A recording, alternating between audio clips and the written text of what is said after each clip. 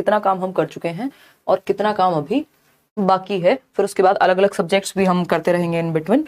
जैसे अभी आपके जो टॉपिक्स आप देख पा रहे हैं ये हम कर चुके हैं डेवलपमेंट, या प्लेलिस्ट में जाकर के देख सकते हैं इस बार के ऑनलाइन एग्जाम के जो भी लेटेस्ट क्वेश्चंस हैं, क्योंकि करना जरूरी है। क्वेश्चंस जो है लेटेस्ट पैटर्न पे ही पूछे जाएंगे जहां तक है उम्मीद है जो भी। ठीक, एनवीएस का आज रिजल्ट आया और आप लोगों के प्यारे प्यारे मेल आ रहे हैं, सिलेक्ट हुए हैं आप, बहुत खुशी की बात है आप सभी को। और जो लोग नहीं भी हुए वो आगे अपना मेहनत करें। प्रिंसिपल्स ऑफ डेवलपमेंट ये इसी में इंक्लूड हमने कर दिए थे। अब वैसे भी इसकी संख्या कम हो गई, एक क्वेश्चन मुश्किल से आता है। हेरिडिटी एंड एनवायरमेंट ये भी हमने इसी टॉपिक में, ये एक सेशन में ही हो गया था। ठीक है जी। इसके अलावा क्योंकि ज्यादा क्वेश्चन नहीं आते हैं, सोशलाइजेशन कर चुके हैं हम, पियाजे वाइगोस्की कोहलबर्ग हम कर चुके हैं। तो इस शुरुआत के 5 टॉपिक हम कर चुके हैं। 6th है चाइल्ड सेंटर्ड अप्रोच जो हम आज कर रहे हैं। इंटेलिजेंस पे एक सेशन लगेगा, ये दोनों ही बातें, ये सिलेबस है सीटेट का जिनको नहीं पता, ये एक सेशन में हो जाएंगे। जेंडर हम कर चुके हैं ऑलरेडी, तो 7 टॉपिक ऑलमोस्ट हम कर चुके हैं, जिसमें 10 से ज्यादा टॉपिक्स हैं अगर देखा जाए, और एक सेशन में ये दोनों हो जाएंगे आपके। इंडिविजुअल डिफरेंस एक सेशन में हो जाएगा, या एक सेशन की भी इसमें जरूरत नहीं है, इसको इंक्लूसिव एजुकेशन में ही कर लेंगे क्योंकि एक नंबर का क्वेश्चन आ रहा है वो वहीं कवर हो जाएगा, उसी से मिलता जुलता टॉपिक है। सीसीई एक सेशन में होगा तो 2 सेशन बचे, एक सेशन इसमें लगेगा, हो सकता है 2 भी लग जाए, 5 नंबर का टॉपिक है तो 3 सेशन। इसके अलावा इसके लिए सिर्फ एक सेशन काफी है, ये जो 10 नंबर हैं, क्योंकि ये इससे पहले अगर आज जिसने चाइल्ड सेंटर्ड पढ़ लिया, इंक्लूसिव पढ़ लिया, वो ये वैसे भी सॉल्व कर लेता है बहुत हद तक, बस कुछ चीजें हैं जो ध्यान में रखनी होती हैं। तो मैं ये कहूंगी कि मैक्सिमम 5 सेशंस नहीं तो 4 सेशंस में आपका ये सिलेबस टॉपिक वाइज जो भी ऑनलाइन एग्जाम में नए पैटर्न पे क्वेश्चंस आए हैं वो खत्म हो जाएंगे। इसके अलावा प्रीवियस ईयर मैंने ऑलरेडी कराए हुए हैं आपको, फिर हम अलग तरीके से चीजें करेंगे। और ये करना जरूरी क्यों है? क्योंकि हमें पता रहे कि किस टॉपिक से इंडिविजुअली कैसे क्वेश्चंस पूछे जा सकते हैं। आज का टॉपिक है child centred and progressive education, बाल केंद्रित एवं प्रगतिशील शिक्षा, यानी जहां बच्चे केंद्र में है, जैसा नाम से पता लग रहा है बच्चे केंद्र में है, बच्चे सेंटर में है, और प्रगतिशील शिक्षा यानी आगे बढ़ती हुई, बेहतरी की तरफ जाती हुई शिक्षा। ठीक है बात, कोई दिक्कत परेशानी इस बात को समझने में मेरे ख्याल में नहीं होनी चाहिए। ठीक, ये पीडीएफ कुछ पेंडिंग है, एक साथ मिलेंगे इस सैटरडे या संडे, और लाइक शेयर सब्सक्राइब आप कर लीजिएगा। इसमें 2-3 बेसिक पॉइंट्स हैं चाइल्ड सेंटर्ड एजुकेशन के। एक होता है ट्रेडिशनल टीचिंग या ट्रेडिशनल टीचिंग, परंपरागत तरीका सिखाने का, ट्रेडिशनल टीचिंग कह लीजिए इसको, या traditional way of teaching and learning कह लीजिए। ठीक, यानी ये पारंपरिक तरीका है। ट्रेडिशनल का मतलब यहाँ ओल्ड वे से है ना, जो चला आ रहा है। टीचर सेंटर्ड यानी जहां टीचर सेंटर में है, जहां बच्चे सेंटर में नहीं है, जिनको होना चाहिए टीचर सेंटर में है, जहां टीचर समझता है कि वो ज्ञान का भंडार है, भरा हुआ है ज्ञान से, और लर्नर जो है यानी जो बच्चा है वो खाली है, इस घड़े से इस घड़े में पानी भरना है। मतलब बच्चे को हम खाली बर्तन, जिसको जॉन लॉक कहते हैं कि टेबुलर रासा समझते हैं, और टीचर को हम ज्ञान का सागर समझते हैं, जबकि दोनों ही सीख रहे हैं। और ऐसा नहीं है कि ज्ञान भरना है, तो इस अप्रोच को यहां नहीं मानना है इन क्वेश्चंस को सॉल्व करते समय। टीचर सेंटर में नहीं है, बच्चा सेंटर में है। ठीक है, बच्चे को एक्टिव रखना है, ना कि सिर्फ टीचर को एक्टिव रखना है। जब आप यहाँ पोल में जवाब दे रहे होंगे, दैट मीन्स मैं भी एक्टिव हूं, आप भी एक्टिव हैं। तो शिफ्ट किस में लाना है? शिफ्ट लाना है हमें, यानी बदलाव लाना है किससे? जो ये भरा हुआ बर्तन है, जिसको हम कहते थे भाई ये टीचर है जिसमें सब कुछ ज्ञान का भंडार है, और बच्चा खाली बर्तन है, जो कि गलत बात है। बच्चे को हम खाली बर्तन की बजाय एक पौधे की तरह ट्रीट करते हैं। पौधे को हम स्वच्छ हवा देते हैं, अच्छा जो भी वायु है, आकाश है, सनलाइट है, वो सारी चीजें देते हैं, अच्छा माहौल देते हैं, अच्छी सॉइल देते हैं, मृदा जिसको हम कह रहे हैं, है ना, अच्छी सॉइल देते हैं, समय पे पानी देते हैं, ध्यान रखते हैं, कोई एक्स्ट्रा घास है वो काटते हैं, मतलब माहौल देते हैं। हम पौधे को पकड़ के खींच नहीं देते, अपनी मर्जी से जितना पानी उसको जरूरत भी नहीं है उतना नहीं भर देते, मतलब माहौल देते हैं हम। कॉन्ड्यूसिव एनवायरमेंट कहते हैं इसको, है ना। कॉन्ड्यूसिव मतलब ये बहुत ही पॉजिटिव वर्ड है आपके पूरे पेपर के लिए। कॉन्ड्यूसिव एनवायरमेंट बोले तो समृद्ध वातावरण, ऐसा एनवायरमेंट। हम क्वेश्चंस करेंगे, मैं थोड़ा सा बैकग्राउंड दे रही हूं आपको। समृद्ध वातावरण, समृद्ध वातावरण मतलब जिसमें वो फल फूल सके। इसमें माली भी एक्टिव है, जो टीचर है, एक तरह से टीचर का रोल, यानी टीचर भी एक्टिव है, और जो पौधा है वो भी अपने पेस पे ग्रो कर रहा है, वो भी एक्टिव है। तो ऐसा नहीं है कि सिर्फ टीचर एक्टिव होगा या सिर्फ बच्चा एक्टिव होगा, दोनों एक्टिव होंगे। नीड्स को किसकी ध्यान में रखा जाएगा? सेंटर में किसको रखा जाएगा? पौधे को, यानी बच्चे को, है ना। मेरा मन कर रहा है आज तो नहीं, मैं तो आज पौधे में 1 लीटर नहीं 3 लीटर पानी डालूंगी, और पौधे को जरूरत थी 500 ml की, तो वो नहीं करना है। सेंटर में पौधा है यानी बच्चा है। इसको आप एक पिक्चर के थ्रू ऐसे भी देख सकते हैं। कार्तिक रो रहे हैं, इनका ब्रेकअप हो गया है ना। दोबारा पैचअप हो भी नहीं पाएगा कहीं और, पढ़ लो चुपचाप से, अगर नहीं पढ़ोगे तो ठीक है, देख लो, मजाक कर रहे हो, आ जाओ इधर। तो टीचर सेंटर्ड क्या है, एक उदाहरण है टीचर सेंटर्ड का। ये बातें संडे वार्ता में होती हैं, मंडे को, ट्यूसडे को, वेंसडे को ये बातें कम से कम करनी होती हैं, ठीक। तो ये है टीचर सेंटर्ड क्लासरूम। कौन सा? चाइल्ड सेंटर्ड का उदाहरण है ये वाला, और टीचर सेंटर्ड का उदाहरण है ये वाला, कि टीचर एक जगह पे है और टीचर ही एक्टिव है, सक्रिय जो है, सक्रिय भूमिका वो टीचर की है, और निष्क्रिय हैं बच्चे, बस बैठे हुए हैं, यहीं से चौक फेंक फेंक के मारी जा रही है, ठीक। फिर बात करते हैं हम किसकी? चाइल्ड सेंटर्ड की। चाइल्ड सेंटर्ड में बच्चे ग्रुप्स में सीख रहे हैं, समूह में। कौन? टीचर हर जगह, कभी इस ग्रुप में चेक करने जाएंगे, जरूरत पड़ेगी यहां जाएंगे, जहां बच्चों को हेल्प की आवश्यकता होगी वहां होगी, सब बच्चे एक्टिव हैं और टीचर बीच में कहीं है, तो टीचर भी एक्टिव, बच्चा भी एक्टिव। और सेंटर में कौन है? बच्चे की नीड्स। यहां सिर्फ टीचर ही एक्टिव थे पूरे टाइम, बच्चे सो रहे हैं सो जाएं, यहीं से चौक फेंक के मारी जा रही है, पीछे वाले को पता ही नहीं है क्या चल रहा है, यहाँ सबको इन्वॉल्व किया जा रहा है, यहाँ आप देख रहे हैं, ठीक। तो ये एक बेसिक सी बात है। और 3 बातें और ध्यान में रखनी होती है, फर्स्ट क्वेश्चन पे हम आएंगे, उससे पहले 3 बातें ध्यान में रखनी है यहाँ। वो कौन सी 3 बातें हैं समझते हैं। CCE, एक मिनट यार, ये हमारा बैच की क्लास है जिसमें हमने आज बहुत मजे किए हैं। देखिएगा, अगर हम बात करें CCL से आप याद रख सकते हो, क्यूरियोसिटी, यानी बच्चे को जिज्ञासु रखना है, बच्चा जिज्ञासु है, ये 3 बातें मान के चलनी है आपको जब आप ये सॉल्व कर रहे हैं। क्यूरियस है, एबिलिटी टू लर्न, यानी सीखने की क्षमता के साथ आता है हर एक बच्चा, बस उसका किस चीज में इंटरेस्ट है उसको ध्यान में रखेंगे। एबिलिटी टू लर्न, यानी सीखने की क्षमता है हर बच्चे में, आपको ये मानना है।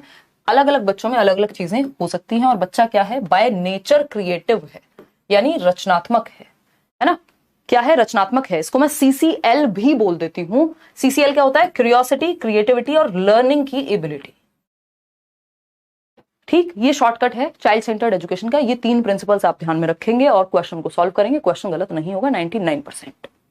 और कुछ छोटी छोटी बातें होती हैं, डिफरेंशिएटेड इंस्ट्रक्शन हो गया, है ना, यूनिवर्सल डिजाइन ऑफ लर्निंग हो गया, ये सब एक एक नंबर की बातें हैं जो हम इन बिटवीन जब क्वेश्चन आएगा आपके सामने करते हुए चलेंगे मस्त तरीके से, ठीक है जी। कोई दिक्कत नहीं है, कोई परेशानी नहीं है, कोई बात नहीं। पेपर वेबसाइट पे डाउनलोड नहीं हो रहे, जब हो जाएंगे तो आप तक पहुंचा दिए जाएंगे, कोई दिक्कत नहीं, टेंशन ना लो कुछ दिन। अभी जो कराया जा रहा है उस पर आ जाओ, ठीक है ना। अब कोई बात नहीं रक्षा, पहले सिलेबस भी पढ़ते रहो साथ साथ, टेंशन ना लो। चलिए समझे, क्वेश्चंस एकदम ऐसे आए हैं इस बार के क्वेश्चंस, अगर देखें बहुत ज्यादा लेंदी इस टॉपिक से क्वेश्चन नहीं है, आराम से ऑफलाइन पेपर में फिट किए जा सकते हैं। चलिए समझते हैं कहानी है क्या। जैसे जैसे आप आते जाएंगे लाइक शेयर भी करते जाएंगे। इन अ प्रोग्रेसिव क्लासरूम, यानी एक प्रगतिशील कक्षा, कक्ष में। अच्छा, प्रोग्रेसिव क्लासरूम, ये प्रोग्रेसिव एजुकेशन क्या है? तो प्रोग्रेसिव एजुकेशन को शुरू किया था, प्रगतिशील शिक्षा को, जॉन डुई ने, जिनको जॉन डीवी कह देते हैं, शिकागो में अपनी वाइफ के साथ 1920s के अराउंड इन्होंने लैब स्कूल्स खोले थे, जिनको यूनिवर्सिटी एलिमेंट्री स्कूल्स भी कह दिया जाता है। ये क्वेश्चन आ चुका है कि प्रोग्रेसिव स्कूल्स को और क्या कहते हैं, तो लैब स्कूल्स कहते हैं, है ना। LAB लैब, लैब स्कूल को लैब स्कूल ही कहेंगे, ठीक। इसके अलावा यहाँ बच्चा एक्टिव रहता है। लर्निंग एक सोशल एक्टिविटी होती है, ग्रुप में सीखता है, प्रेजेंट लाइफ के लिए सीखता है ना, वर्तमान जीवन के लिए। ये सारी बातें, कोऑपरेशन, कोलैबोरेशन, यानी ग्रुप्स में सीखना, सहयोगात्मक अधिगम, ये सब इसका हिस्सा है। बात सही है कि नहीं है? बिल्कुल सही है। चलिए समझते हैं कहानी क्या है। इन अ प्रोग्रेसिव क्लासरूम, यानी प्रोग्रेसिव क्लासरूम क्या है? जहां बच्चा ही सेंटर में है और बच्चे एक्टिव हैं, लर्निंग बाय डूइंग, करके सीखने की भावना है वहां। आप लोग कह रहे हैं 92% लोग ए ऑप्शन, यानी children engage in purposeful activities that realise their potential, यानी बच्चे ऐसे उद्देश्यपूर्ण कामों में इन्वॉल्व होते हैं जिससे वो अपनी क्षमता को रियलाइज कर पाते हैं। भाई जब हम पैदा होते हैं हमें पहले से थोड़ी पता होता है हमें यही करना है। तो बच्चे अर्थपूर्ण गतिविधियों में, यानी जिस मीनिंगफुल क्या होगा, जो उनकी रियल लाइफ से जुड़ा हुआ हो, वास्तविक जीवन से, तो ऐसी एक्टिविटीज में इन्वॉल्व होंगे, संलग्न होंगे, जिससे वे अपनी क्षमता के अनुसार कार्य कर पाए।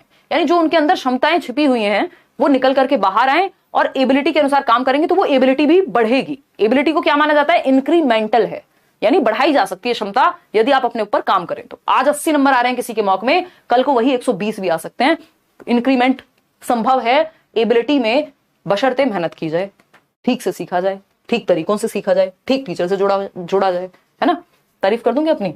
बी ऑप्शन है, teacher is eight the centre of all the teaching learning. Teacher को सेंटर में नहीं रखना, बच्चे को सेंटर में रखना है। किसको? बच्चे को सेंटर में रखना है। चाइल्ड सेंटर्ड का मतलब ही है चाइल्ड है सेंटर में, बच्चे के लिए है पूरी व्यवस्था जो है स्कूल की, ना कि स्कूल व्यवस्था के लिए बच्चा है, ठीक। सी ऑप्शन क्या है? Text book is the only source. Text book only source कभी नहीं हो सकता। ये बात मैं बहुत बार, बहुत सालों से कहती आ रही हूं कि भाई text book is one of the resources, कई सारे संसाधनों में से जिसमें से टीचर के एग्जाम्पल्स होंगे, बोर्ड है, और आजकल इंटरनेट है, बातचीत, इंटरेक्शन है, डिस्कशन है, डिबेट है, बहुत सारी टीचिंग लर्निंग मटेरियल हैं। उन टीचिंग लर्निंग मटेरियल्स में से एक सोर्स है आपका टेक्स्ट बुक। अंतिम सोर्स नहीं है, एकमात्र सोर्स नहीं है, गॉड नहीं है, या सर्वोसर्वा नहीं है, ओनली सोर्स नहीं है, वन ऑफ द सोर्सेज है। तो संसाधनों में से एक संसाधन है, एकमात्र संसाधन नहीं हो सकता किताब जो है। Exams are at the centre of all teaching learning. ऐसे कई सारे लोग हैं जिन्होंने सीटेट क्लियर किया, अच्छे नंबर 136 इस तरह के भी नंबर लाए, एक किताब नहीं खरीदी थी। इस बार भी पॉलिसी का इंटरव्यू लिया और भी आप देखेंगे बुक ली ही नहीं थी अलग से। तो अगर टेक्स्ट बुक ही एकमात्र सोर्स होती तो फिर तो फेल हो जाते। Exams are at the centre of all teaching learning, possible ही नहीं है कि भैया सिर्फ एग्जाम ही है सेंटर में। तो एग्जाम के लिए नहीं, सीखने के लिए सीख रहे हैं। सेंटर में एग्जाम नहीं होंगे, लर्निंग होगी सेंटर में, बच्चा होगा सेंटर में। तो बच्चे अर्थपूर्ण गतिविधि में संलग्न होते हैं, दैट रियलाइजेस देयर पोटेंशियल, उससे उन्हें अपने पोटेंशियल का रियलाइजेशन होता है और वो जीवन में कुछ अच्छा कर पाते हैं जिस तरफ उनका पोटेंशियल होता है। वो हमें हर एक बच्चे में पोटेंशियल है सीखने का, एबिलिटी टू लर्न, अभी शुरुआत में बात हुई थी, है ना। हर एक बच्चे में पोटेंशियल है सीखने का, ये मान के चलना है। ये तीन बातें चाइल्ड सेंटर्ड एजुकेशन मान के चलता है। वो कौन सी तीन बातें हैं? क्यूरियोसिटी यानी जिज्ञासा है बच्चे में, हर एक बच्चे में जिज्ञासु है वो, आप ही उसकी जिज्ञासा को किल करते हैं। जब वो दीवारों पे कुछ लिख रहा होता है आप कहते हैं ये क्या कर रहे हो, है ना। उससे कुछ गलती हो जाती है कुछ करते हुए, आप कहते हैं ये क्या कर दिया, उसको डांट रहे हैं। तो या तो आप एक उसे ड्राइंग बुक लाके दे देंगे, भैया तुम्हें स्केचिंग पसंद है, चलो दीवार पे नहीं तो इस पे कर लो। क्रिएटिव है by nature, ability to learn, हर किसी बच्चे में सीखने की क्षमता है। और सीखने की क्षमता यानी पोटेंशियल रियलाइज कर पाएगा, पोटेंशियल है बच्चे में, एक संभावना है हर एक बच्चे के अंदर छिपी हुई, वो आपको निखार करके उभार करके लेके आना है एज अ टीचर। तो A option is the right answer. जिम्मेदार सा महसूस हो रहा है आज पढ़ते हुए कि यार बड़ी जिम्मेदारी है टीचिंग तो, है, हम तो ऐसी मजाक मजाक में बस क्वेश्चन सॉल्व करने आए थे। चलिए खैर, ए ऑप्शन था ये। क्वेश्चन नंबर 2 पे जाएंगे। क्या कहता है भाई क्वेश्चन नंबर 2? क्वेश्चन नंबर 2 है in order to promote construction of knowledge, यानी ज्ञान के सृजन के लिए, ज्ञान की रचना को प्रमोट करने के लिए कि बच्चे नॉलेज को कंस्ट्रक्ट कर सके बाय लर्नर्स, यानी बच्चों के ही द्वारा, a school should promote dash pedagogies. Pedagogies क्या होती है? साइंस ऑफ टीचिंग या आर्ट ऑफ टीचिंग, यानी कौन से वो वेज होंगे जिसके थ्रू सिखाया जाएगा, उसको पेडागोजी कहा जाता है। बात सही है। शिक्षार्थियों द्वारा ज्ञान के निर्माण को बढ़ावा देने के लिए एक विद्यालय को डैश शिक्षण शास्त्रीय प्रविधियों को बढ़ावा देना चाहिए। बताइए कैसे शिक्षण शास्त्रीय प्रविधियां, यानी कौन सी टेक्निक्स, कौन से वेज को, कौन सी पेडागोजीज को। भाई जो आप कहते हैं भाई आपका टीचिंग स्टाइल बहुत प्यारा है, आप बहुत अच्छे से पढ़ाते हैं, ऐसा बहुत सारे लोग कहते हैं, तारीफ करते हैं, जुड़े हुए हैं आप लोग, समझ में आता है आपको। मतलब क्या हुआ? उस व्यक्ति की एक पेडागोजी है, उसका एक वे ऑफ टीचिंग है, वो आपको पसंद है। तो कैसा कंस्ट्रक्शन ऑफ नॉलेज हो, यानी बच्चे के, शिक्षार्थियों द्वारा ज्ञान के निर्माण को बढ़ावा देने के लिए कि बच्चा खुद से ज्ञान का निर्माण कर सके। आपने उसको इतना क्यूरियस बना दिया, आज कोई क्वेश्चन पूछा वो घर जाके सर्च करेगा, 4 लोगों से पूछेगा, खुद से जानने की कोशिश करेगा, 4 किताबें खोलेगा। ये कहां होगा? जब बच्चे को सेंटर में रखा जाएगा, उसके इंटरेस्ट, उसके एप्टीट्यूड, उसके एटीट्यूड का ध्यान में रखा जाएगा कि उसकी रुचि किस चीज में है। तो चाइल्ड सेंट्रिक एजुकेशन यानी बाल केंद्रित शिक्षा वाली जो शिक्षण शास्त्रीय प्रविधियां हैं उनको सेंटर में रखिए, जहां बच्चा केंद्रित में हो। वैसी पेडागोजी, यानी मेरा जो भी वे होगा मैं बच्चों को ध्यान में रखूंगी कि आपको समझ में आए, आपकी एज के अकॉर्डिंग कौन से एग्जांपल्स में मजा आएगा आपको, है ना। कैसे ब्रेकअप पैचअप का नाम लेते ही सारे लोगों की नींद खुल जाती है, ठीक है ना। इजी आते हैं इस टॉपिक के क्वेश्चन, लेकिन ये टॉपिक हर एक टॉपिक की जड़ में है कहीं ना कहीं, चाहे वो पियाजे-वाइगॉस्की हो यानी पूरा कंस्ट्रक्टिविज्म हो, चाहे वो इंडिविजुअल डिफरेंसेस हो, चाहे वो इंक्लूसिव एजुकेशन हो। मतलब ये एक ऐसा टॉपिक है जो सबसे इजी और सबसे इंपॉर्टेंट है, क्योंकि अगर आप इसको इनडायरेक्टली देखने लग जाए तो पूरा पेपर इसी के अराउंड दिखेगा आपको फिर पूरा, ठीक। डेवलपमेंट को छोड़ दें तो, क्योंकि डेवलपमेंट अपने आप में ही चाइल्ड सेंट्रिक है, वो डेवलपमेंट को ध्यान में रखते हुए चाइल्ड सेंट्रिक वेज हम पता कर रहे हैं। तो शिक्षक केंद्रित नहीं हो सकती पेडागोजीज, चाइल्ड सेंट्रिक होनी चाहिए। जो वेज हैं वो बच्चे को ध्यान में रख के बनाए जाने चाहिए, exam centric, text book centric नहीं, ठीक। आगे बढ़ेंगे। एक क्वेश्चन आता है कि कौन एक्टिव होता है, तो दोनों एक्टिव होते हैं, टीचर एंड बच्चा दोनों एक्टिव होते हैं, पैसिव नहीं हो सकते कभी भी। पैसिव वर्ड ही नेगेटिव है कि निष्क्रिय है बच्चा। क्वेश्चन नंबर 3 देखेंगे और जवाब देंगे। थोड़ा सा स्लो चल रहे हैं बट एक बीच में अभी गैप आया है, तो थोड़ा सा आपका वो फ्लो बनना या वो कॉन्सेप्ट क्लियर होना बहुत जरूरी है ना। वैसे भी कोशिश करते हैं कि ठीक से चीजें होती रहे। तुमको हंसने की क्या जरूरत है, आज निशा हमारे साथ है और बैठ के हंस रही हैं, फिर लोग कहते हैं आप निशा मैम का मजाक उड़ाते हो, और हमें तो बिल्कुल अच्छा नहीं लगता है। टीचर को ये बात थोड़ी ना शोभा देती है। एक आध 2 लोग हैं ऐसे, अब बताओ उनको ट्रेडिशनल वे ऑफ टीचिंग चाहिए। हम यहाँ चाइल्ड सेंटर्ड बनाने की कोशिश कर रहे हैं कि हंसी मजाक के थ्रू जो है चीजें, एक वो दोस्ती वाला माहौल बना रहे, वो खाली बर्तन ना समझा जाए सामने बैठे हुए लोगों को। देखिए बताइए, डी ऑप्शन कह रहे हैं 84% लोग। Which of the following contribute to effective, हरकतें ऐसी हैं इनकी मजाक ना उड़ाएं, क्या करें, contribute to effective and meaningful learning. Meaningful learning यानी अर्थपूर्ण अधिगम। अर्थपूर्ण कब होगी कोई चीज आपके लिए? तब होगी जब आपके जीवन से जोड़ दी जाएगी। वो बात आप कभी नहीं भूलते जो आपकी लाइफ से कनेक्टेड होती है।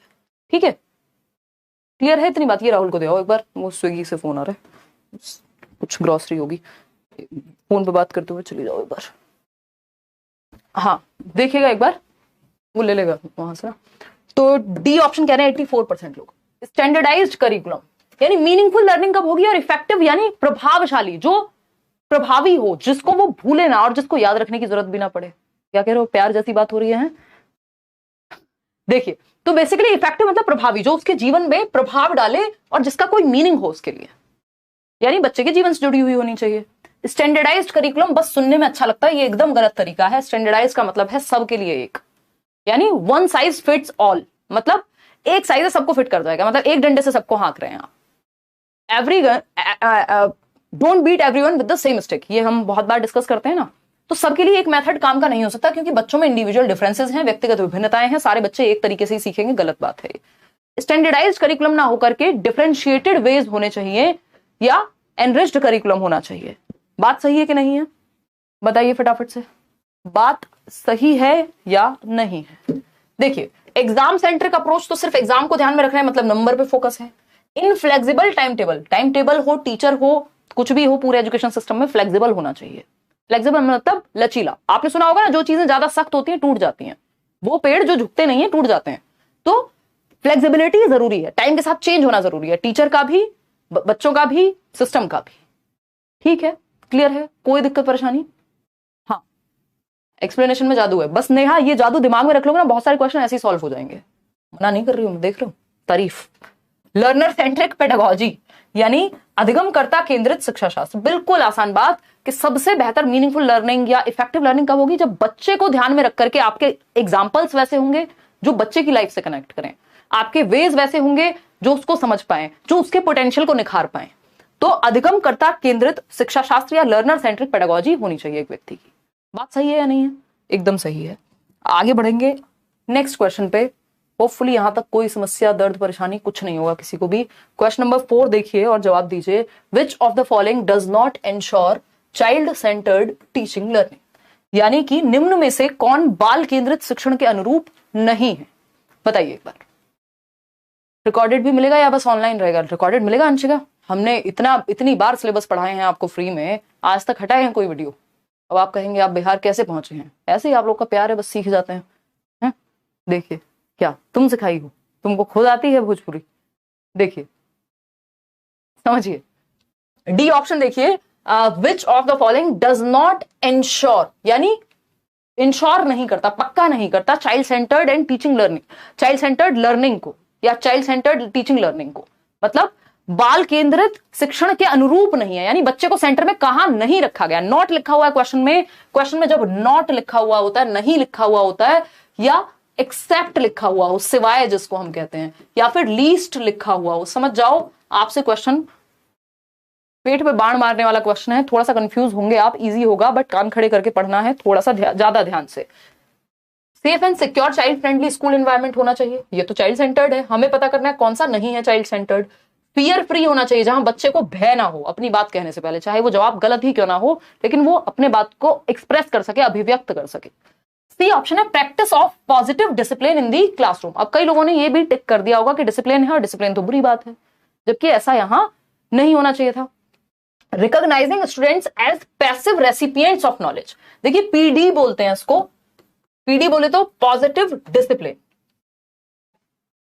पॉजिटिव डिसिप्लिन क्या है कि आप जो पॉइंट्स ऑफ डिसिप्लिन है उसको आप पहले से बता देते हैं, यानी बच्चे को पता है। ये पेरेंटिंग स्टाइल में भी आप अपने घर में भी अपने बच्चों के साथ कर सकते हैं डील इस पॉजिटिव डिसिप्लिन के साथ, और स्कूल में टीचर भी इसको यूज कर सकते हैं। ये कैसा डिसिप्लिन है कि आप पहले से बता रहे हैं क्या चीजें डिजायरेबल हैं, किस व्यवहार को करने से क्या रिवॉर्ड या क्या सही रास्ता दिखेगा, और किस गलत व्यवहार के क्या कॉन्सिक्वेंसेज होंगे और सही व्यवहार के क्या कॉन्सिक्वेंसेज होंगे। कह देते हैं ना माँ बाप कई बार कि कोई बात नहीं बेटा, जो करना है करो, नहीं पढ़ रहे हो कोई बात नहीं, फोन में लग रहे हो, देखोगे अपने जीवन में खुद दुख पाओगे। क्या है ये जो ज्ञान की बात है ये पॉजिटिव डिसिप्लिन को रिप्रेजेंट करती है। वो मारपीट नहीं रहे हैं आपको, लेकिन उन्होंने आपको क्लियरली बता दिया है कि जो भी काम आप कर रहे हैं उसका कॉन्सिक्वेंस क्या हो सकता है या उसके रिवॉर्ड्स क्या हो सकते हैं। सुबह 3 बजे पढ़ते हुए देखा, या आप मेहनत करते हैं, माँ बाप वो चीज देखते हैं, और फिर वो अगर कह रहे हैं कि बेटा तुम तो बहुत मेहनती हो, माय फादर यूज्ड टू से बेटा बहुत मेहनती है, तो अब ये मेहनती क्या हुआ, ये मेरे लिए पॉजिटिव डिसिप्लिन भी हो गया और पॉजिटिव पॉइंट भी हो गया। ठीक है ना, रीइंफोर्समेंट का काम करेगा फिर ये। Recognising students as passive recipients of knowledge कभी भी चाइल्ड सेंट्रिक नहीं हो सकता। यानी बच्चे को आपने पैसिव रेसिपिएंट मान लिया, यानी बस वो ज्ञान को भरेगा अपने अंदर, खाली बर्तन है, निष्क्रिय है, एक्टिव नहीं है, सो जाए नींद आ जाए क्लास में कोई उससे पूछता भी नहीं है, बच्चे को इन्वॉल्व ही नहीं कर रहे आप। तो विद्यार्थियों को ज्ञान के निष्क्रिय ग्रहणकर्ता के रूप में पहचानना, जहां बच्चा एक्टिव नहीं है वो ऑप्शन वैसे भी खराब है। पूरे सीटेट का एक सिंपल फंडा है, बच्चे को एक्टिव रखो, सक्रिय रखो। जहां बच्चा एक्टिव है, जितने ज्यादा सेंसेस इन्वॉल्व है उतना बढ़िया सीखेगा। ठीक, तो बाकी सब में बच्चा एक्टिव है और बच्चे की बेहतरी के लिए भी है, लेकिन बच्चे का पैसिव होना बिल्कुल भी सही बात नहीं होगी। तो D option is the right answer. Easy सा सवाल था, लड्डू क्वेश्चन, बट इनमें भी आप अटकते नजर आएंगे यदि थोड़ा सा लैंग्वेज को ट्वीक कर देंगे तो। क्वेश्चन नंबर 5 देखिए, to facilitate students learning a teacher should, यानी बच्चों के अधिगम को सुगम बनाने के लिए, फैसिलिटेट करना यानी सुविधाजनक बनाना, बेहतर करना। टीचर क्या है, फैसिलिटेटर है। आप सुगम बनाने के लिए, सुगम करता है आप एक तरह से बच्चे के लिए।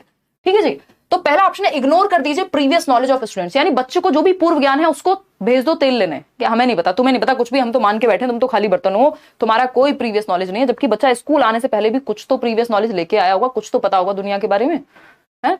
Not clarify syntax and structure, यानी बच्चे को क्लैरिफाई मत करो सिंटेक्स क्या होता है, कि कैसे कोई सेंटेंस बनता है, क्या स्ट्रक्चर होता है उसका। तो ये भी कोई बहुत पॉजिटिव बात नहीं हुई। यहां पे भी आपने, इससे फैसिलिटेट नहीं होगी, लर्निंग डिफिकल्ट बन जाएगी। Minimize generalization and transfer of learning, यानी जो जनरलाइजेशन है, सामान्यकरण है, उसको मिनिमाइज कर दीजिए और ट्रांसफर ऑफ लर्निंग को क्या कर दीजिए, मिनिमाइज कर दीजिए। तो ट्रांसफर ऑफ लर्निंग को मिनिमाइज नहीं करना होता जनरली। फिर भी देख लेते हैं, avoid use of subject jargons, ये बात हम कह सकते हैं कि टीचर को विषय से संबंधित भारी भारी जो शब्द हैं, टेक्निकल वर्ड्स हैं, उनको अवॉइड करना चाहिए, इतनी बात पक्की है। ठीक है, इसमें अगर हम बात करते हैं minimize generalization and transfer of learning, देखो जनरलाइजेशन कई बार आपको हेल्प भी देगा, कई बार आपको मिनिमाइज भी करना होता है, कि एक रूल सबके लिए नहीं हो सकता। ये जनरलाइजेशन है कि यहां पे भी यही बात लागू हो रही है और दुनिया के हर कॉन्सेप्ट पे यही बात लागू होगी, ये जरूरी नहीं है। ट्रांसफर ऑफ लर्निंग कोई बुरी बात नहीं होती। ठीक, तो वो अपने आप में, इसका ऑफिशियल आंसर एक बार हमें देखना भी पड़ेगा, बट वो अपने आप में पूरी तरह से सत्य नहीं हो सकता। जो उसका सेकंड पार्ट है ऑप्शन का, वो नेगेटिवली हमें कहीं लेके जा रहा है, तो उससे बेटर ऑप्शन फिर हमारे पास डी ऑप्शन है। फिर भी मैं एक बार इसको ऑफिशियली चेक कर लूंगी, इस पे आप स्टार मार्क करके रखिएगा, इस दिन डिस्कस कर लेंगे। तो avoid use of subject jargons, technical words बहुत ज्यादा यूज नहीं करने होते, उससे बच्चे भ्रमित होते हैं। आगे बढ़ते हैं, क्वेश्चन नंबर 6, क्योंकि पूछा क्या था क्वेश्चन ने पूछा था फैसिलिटेट करनी है लर्निंग आपको, तो फैसिलिटेट करनी है, उसके लिए आप अवॉइड कर सकते हैं सब्जेक्ट जार्गन्स को भी। आगे बढ़ेंगे नेक्स्ट क्वेश्चन पे, क्वेश्चन नंबर है 6, बहुत ही आसान लड्डू सा क्वेश्चन है, 1 मिनट में आप जवाब दे देंगे। 1 मिनट भी क्यों लगेगा, 1 मिनट तो आपके पास वैसे ही, पेपर में गोले भरने का समय भी इंक्लूड करें तब भी एक क्वेश्चन के लिए 1 मिनट है। गलती से मिस्टेक हो गया, बहुत बढ़िया मोहम्मद आसिफ, गलती से मिस्टेक हो गया, यही कहेंगे सीटेट वाले भी कि हमसे भी गलती से मिस्टेक हो गया, हो नहीं पाएगा इस बार, है ऐसी बातें कहूँ क्या मैं, नेगेटिव देखो एक बार नहीं कहूँ, अच्छा ऐसा नहीं होगा, कोई बात नहीं, 1 नंबर के लिए ऐसा हो सकता है। देखिए लाइक शेयर करना आप लोग भूल जाते हैं और मैं कहना याद रखती हूँ। A teacher should be dash about his pedagogies, यानी एक टीचर को अपनी पेडागोजीज मतलब teaching methods, ways of teaching, science of teaching, art of teaching के साथ क्या करना चाहिए।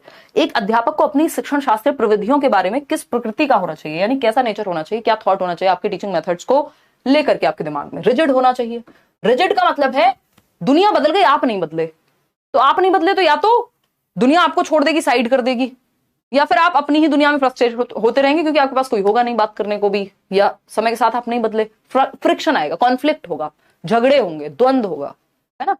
तो रिजिड होना किसी भी सेंस में बढ़िया बात नहीं है, है ना। कुछ कॉन्सेप्ट्स को लेके आप रिजिड हो सकते हैं जीवन में, बट रिजिडिटी अच्छी होती ही नहीं है, वो फ्लेक्सिबिलिटी वहां होनी चाहिए।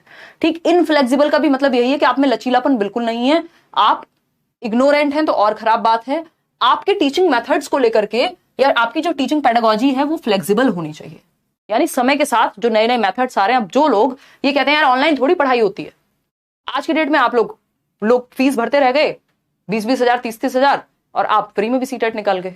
सालों साल हमने फ्री डिस्कशन किया है, फिर धीरे धीरे लोगों को समझ आया नहीं यार ऑनलाइन भी होती है, फिर कोचिंग वालों को भी समझ आया अरे आ जाते हैं भाई ऑनलाइन ही आ जाते हैं, यहाँ भी हो जाती है पढ़ाई, तो है ना, उनको कुछ और देख के समझ आया। खैर, तो लचीला होना चाहिए आपकी पेडागोजी को। नए जो टीचिंग मेथड्स हैं, नए वेज हैं, इंटरनेट पे नए तरीके आ रहे हैं मान लीजिए, या फिर नए मेथड्स निकल करके आ रहे हैं, नई टीचिंग लर्निंग मटेरियल्स आ रहे हैं, उन सबको एक्सेप्ट करके अपने आप में बदलाव लाते रहना चाहिए। यानी टीचर को एक लाइफ लॉन्ग लर्नर होना चाहिए सबसे पहले, तो फ्लेक्सिबल होना चाहिए, चेंज लाने की क्षमता होनी चाहिए, सीखने की क्षमता होनी चाहिए। ये नहीं है जो आज से 10 साल पहले पढ़ा रहे थे वैसे ही आज पढ़ा रहे हैं, थोड़ा बहुत भी परिवर्तन नहीं है, तो फिर प्रॉब्लम की बात है।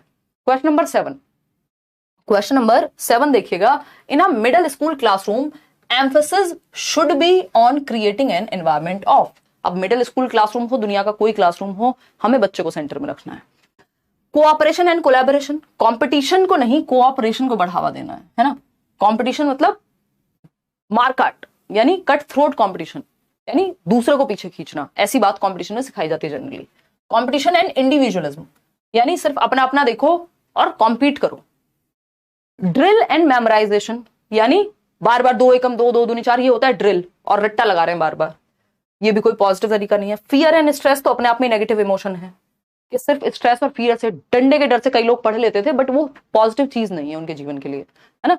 तो क्या है, सहयोगात्मक और सहकारात्मक, यानी कोऑपरेशन एंड कोलैबोरेशन, यानी बच्चे को आप कोऑपरेट करना सिखा रहे हैं, वो ग्रुप में सीखेगा, वो कोलैबोरेट करेगा। कोऑपरेशन क्या है, एक दूसरे को सहयोग कर रहे हैं। कोलैबोरेशन क्या है, सब मिलकर के कोई एक काम कर रहे हैं, ठीक है। कोलैबोरेशन में थोड़ी इंडिपेंडेंस ज्यादा होती है, कोऑपरेशन में एक दूसरे की सहायता ज्यादा होती है। दोनों ही अच्छी बातें, बच्चे एक्टिव होते हैं, ग्रुप में सीखते हैं।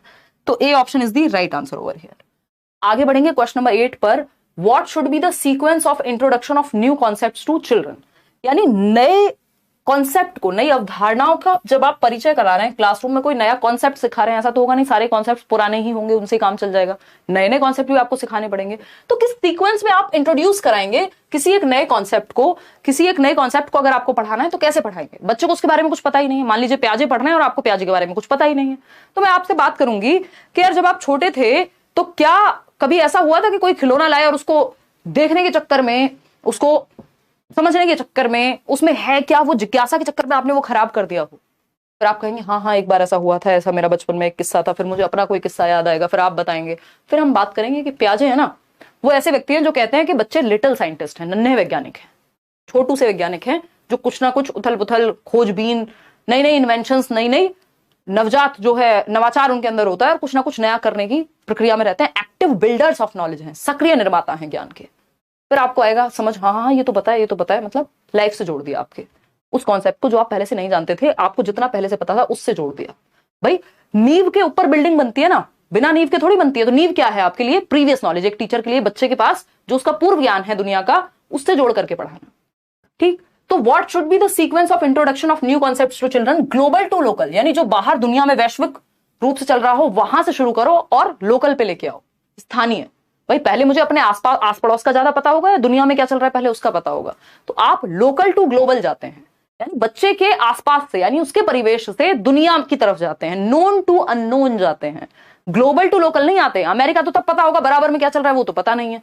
तो बराबर वाला जो पता होगा, संभावना ये ज्यादा है कि बच्चे को आसपास की चीज पहले ज्यादा पता होगी, क्योंकि वो पार्क में जाता होगा, कुछ आसपास देखता होगा, है ना। तो वो लोकल से आप ग्लोबल जाते हैं, पास से दूर जाते हैं, दूर से पास नहीं, ठीक है ना।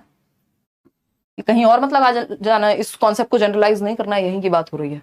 एब्स्ट्रैक्ट टू कॉन्क्रीट, हमेशा कॉन्क्रीट टू एब्स्ट्रैक्ट जाते हैं, मूर्त से अमूर्त। पहले वो चीज जिसको टच और फील किया जा सके। जब आपको 2 सेब का उदाहरण दिया जाता था बचपन में कि एक सेब था, एक और आ गया, एक पेंसिल थी, एक और आ गई, 2 हो गए, क्या है ये? मूर्त है। फिर आपको कह दिया गया 89 पेंसिल थी और 89 को जोड़ दो किसके साथ? 29 के साथ, क्या है ये? कुछ ना कुछ अमूर्त हो गया, अगर वर्बली ही कह दिया तो पहले जो चीज सामने है, जिसको टच फील किया जा सकता है, देखा जा सकता है, उससे शुरू करते हैं और फिर अमूर्त कॉन्सेप्ट के बारे में पढ़ाते हैं। Application based to conceptual understanding, जो कॉन्सेप्ट सिखाया है उसका एप्लीकेशन कैसे करना है, उल्टा चलते हैं यहाँ पे। ऐसा नहीं है, पहले कॉन्सेप्चुअल से एप्लीकेशन बेस्ड की तरफ जाते हैं। थोड़ा सा कॉन्सेप्ट पता होगा तब तो अप्लाई करोगे। फैमिलियर टू अनफैमिलियर, ये बेटर है। ये तीनों ही यहां गलत दिए हुए हैं, उल्टे दिए हुए हैं, ऑपोजिट दिए हुए हैं, ठीक। तो सी ऑप्शन है जो कि आप सही बता रहे हैं 46% लोग, जो कि कतई गलत है। है ना। ऑफिशियल आंसर की क्या कहती है, फैमिलियर टू अनफैमिलियर, और कॉमन सेंस भी यही कहता है कि फैमिलियर टू अनफैमिलियर। फैमिलियर क्या होता है, जिससे आपका परिचय हो, जिसको आप जानते हो। एक पार्टी में गए हैं, 500 लोग हैं, 500 लोगों में से आप 2 लोगों को जानते हैं या एक व्यक्ति को जानते हैं, आप पहले उसी के पास जाते हैं, चाहे कम ही जानते हो, लेकिन जिसको बाकी लोगों की अपेक्षा ज्यादा जानते हैं, वहां से शुरू करके फिर आप बाकी नए दोस्त बनाते हैं।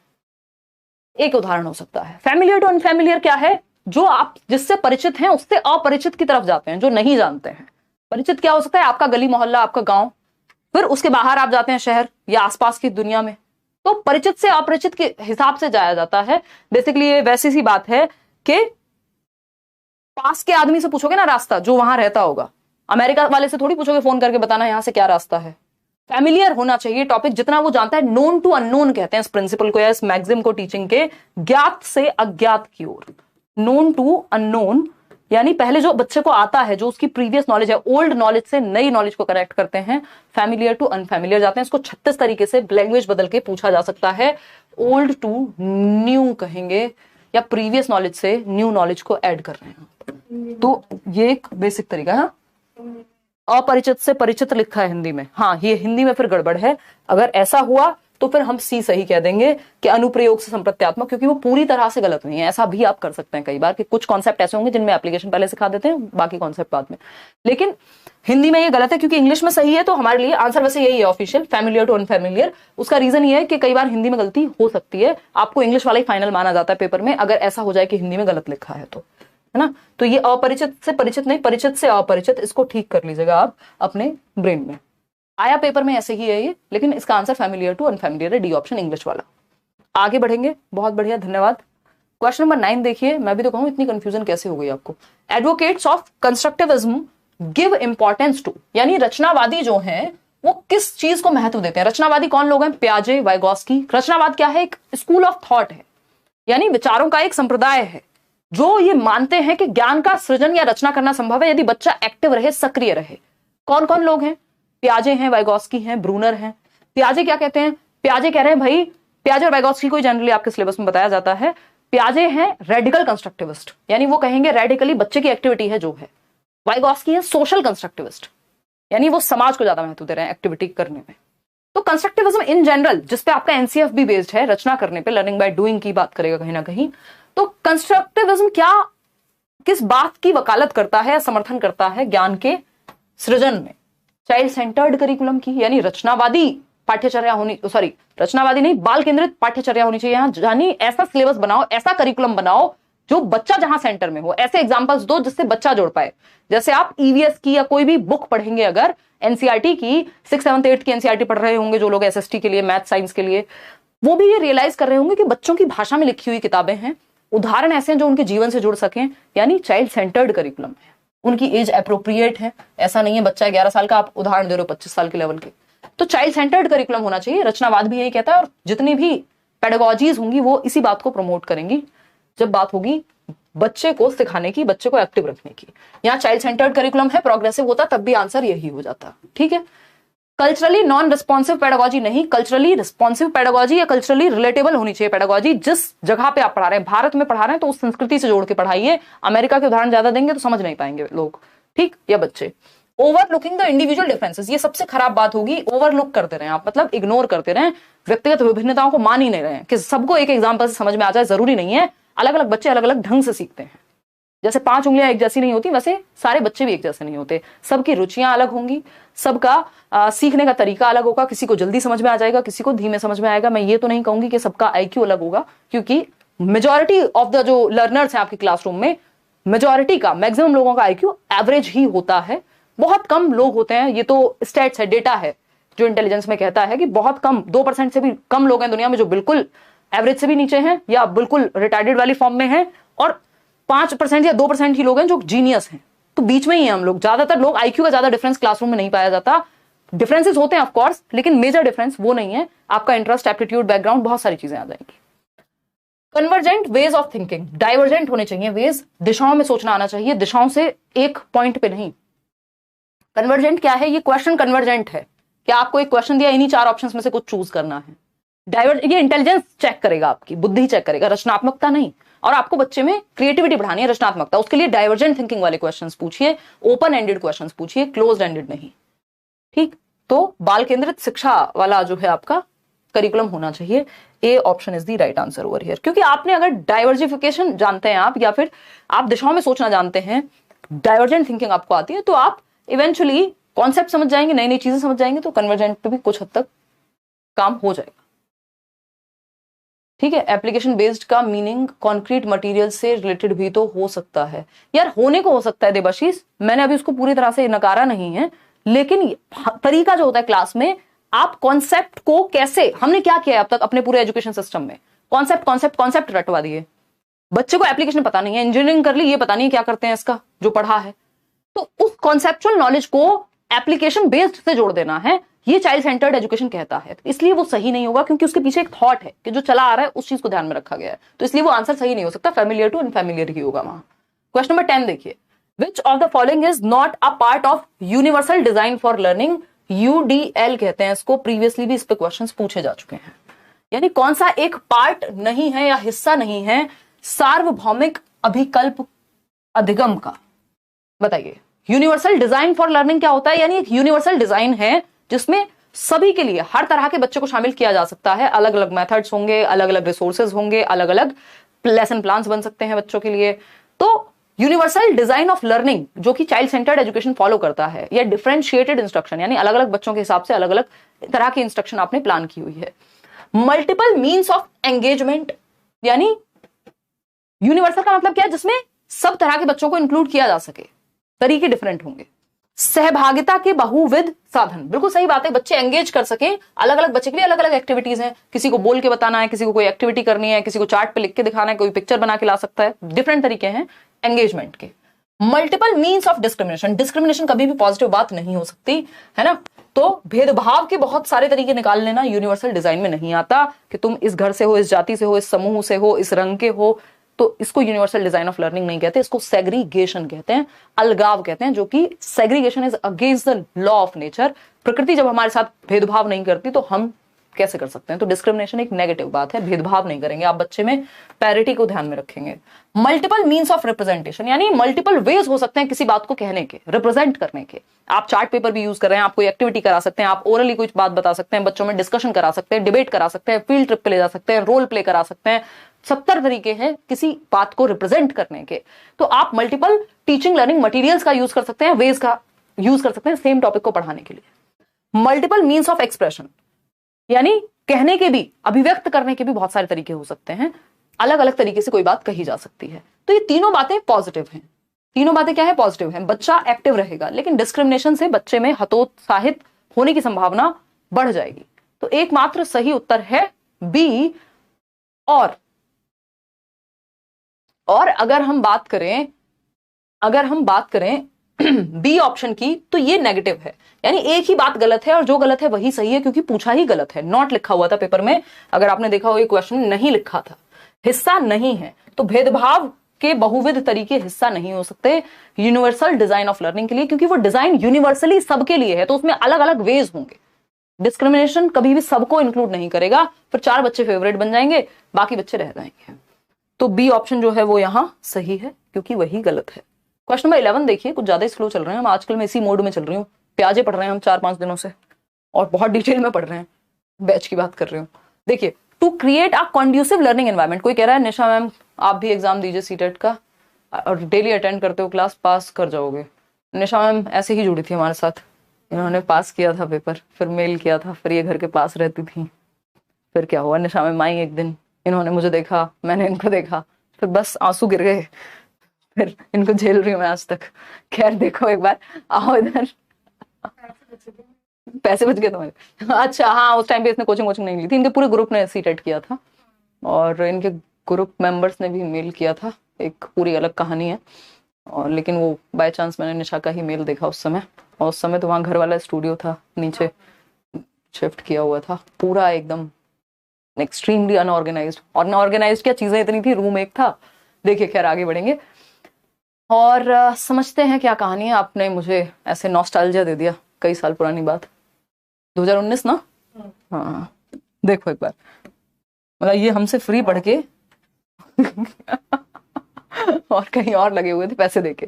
देखो एक बार सीटेट वीटेट करके इनका ग्रुप, देखिए ए ऑप्शन 93% लोग कह रहे हैं। To create a conducive learning environment, to create a conducive learning environment a teacher should, यानी कि एक अनुकूल समर्थित सीखने का वातावरण बनाने के लिए एक शिक्षक को क्या करना चाहिए, यानी समृद्ध वातावरण बनाना है, सुगम वातावरण बनाना है, जहां बच्चे बेहतर हो सकें, आगे बढ़ सकें, एक ऐसा एनवायरमेंट जो पॉजिटिव हो।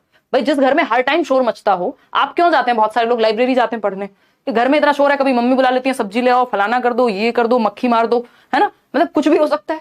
तो वहां कॉन्ड्यूसिव एनवायरमेंट नहीं है लर्निंग का। लाइब्रेरी क्या हुआ, एक कॉन्ड्यूसिव एनवायरमेंट हो गया, सब पढ़ रहे हैं बैठ के, किसी का फोन बज जाए तो सब आंखें निकाल के देखते हैं एक दूसरे की तरफ, मतलब कॉन्ड्यूसिव एनवायरमेंट है वो। एनवायरमेंट आपको समृद्ध एनवायरमेंट मिल रहा है वहां, जो आपको आगे बढ़ाएगा। तो to create a conducive learning environment a teacher should, ऐसे ही टीचर को एक अच्छा एनवायरमेंट क्रिएट करना है। बताइए क्या होगा। फोस्टर कोलैबोरेशन अमंग स्टूडेंट्स, आपको देख लेना बच्चा सबसे ज्यादा एक्टिव किस ऑप्शन में, यहां कहीं तो होगा ही ना। कोलैबोरेशन का मतलब है एक दूसरे को के सहयोग की बात करें, एक दूसरे के साथ कुछ सीख रहे हैं, ग्रुप में सीख रहे हैं, बात तो सही है। Have very low expectations from students, एक बात आपको ध्यान रखनी है, टीचर की जो एक्सपेक्टेशंस हैं बच्चे से, वो उसकी परफॉर्मेंस को अफेक्ट करती हैं, प्रभावित करती हैं। यदि आप बच्चे से लो एक्सपेक्टेशन रखेंगे तो वो खुद से भी लो ही रखने लग जाएगा एक्सपेक्टेशन। तो आपको बच्चे से ठीक ठाक एक्सपेक्टेशन रखनी चाहिए, हाई एक्सपेक्टेशन रखनी चाहिए, कोई दिक्कत नहीं है उससे, और उसको कहना चाहिए तुम में क्षमता है, तुम कर लोगे, जिस चीज में उसमें कुछ करने की क्षमता हो उस चीज पे और बढ़ावा देना चाहिए। ये नहीं कि तुमसे तो हो ही ना पाएगा, ऐसे बहुत सारे टीचर्स हैं और खतरनाक हैं वो, लेकिन बहुत अच्छे टीचर्स भी हैं। तो have very low expectations from students, जी नहीं। Avoid giving mastery oriented feedback, mastery oriented feedback क्या होता है, मास्टर बन जाए आप किसी चीज के, मतलब पारंगत हो जाए आप किसी चीज में, आपको नंबर से ज्यादा फोकस लर्निंग ओरिएंटेशन पे है, इसको लर्निंग ओरिएंटेड भी बोलते हैं, कि आपका ध्यान जो है वो लर्निंग पे है, learning for the sake of learning, यानी सीखना, सीखने के लिए सीखना, मतलब आपको मजा आ रहा है पढ़ने में इसलिए आप पढ़ रहे हैं, पेपर भी देंगे ठीक है, क्लियर हो जाएगा, है ना। तो ये वही है कि एक्सेलेंस के पीछे भागो, कामयाबी झक मार के पीछे आएगी, 3 इडियट्स। आते हैं D option, not give any autonomy to students, यानी बच्चों को कोई स्वतंत्रता ही मत दो। बस स्वतंत्रता तो देनी पड़ेगी, बच्चे को एक्टिव रखना पड़ेगा, बच्चों को पैसिव नहीं रख सकते आप, कि उसको कोई भी उसका चॉइस का या उसका कोई मन की बात कुछ कहने ही नहीं दे रहे हो, कोई ऑटोनॉमी नहीं है, कोई एक्सपेरिमेंट वो खुद से कर ही नहीं सकता है, तो ये बात भी गलत हो गई। तो कोलैबोरेशन एकमात्र पॉजिटिव बात है जहां बच्चा एक्टिव है, कि बच्चे सहयोग करके ग्रुप में 4 चीजें सीखेंगे एक दूसरे से, सोशलाइजेशन अच्छा होगा, सामाजिकरण। क्वेश्चन नंबर 12 देखिएगा, a teacher should encourage her students to, यानी एक टीचर को अपने बच्चों को किस चीज के लिए प्रोत्साहित करना चाहिए। फास्ट चलो फास्ट करते हैं, 1 2 3 स्टार्ट। चलिए, अंडरस्टैंड एंड प्रोसेस, अब इजी क्वेश्चन है ना, एक अध्यापिका द्वारा विद्यार्थियों को किसके लिए अभिप्रेरित करना चाहिए, क्यों मोटिवेट करे, किस चीज के लिए मोटिवेट करे टीचर, जल्दी बताओ। 50% लोग ए कह रहे हैं। Understand and process meaning of content being taught, rote memorisation, जी नहीं। Copy of the content passively, वो भी दो नेगेटिव वर्ड।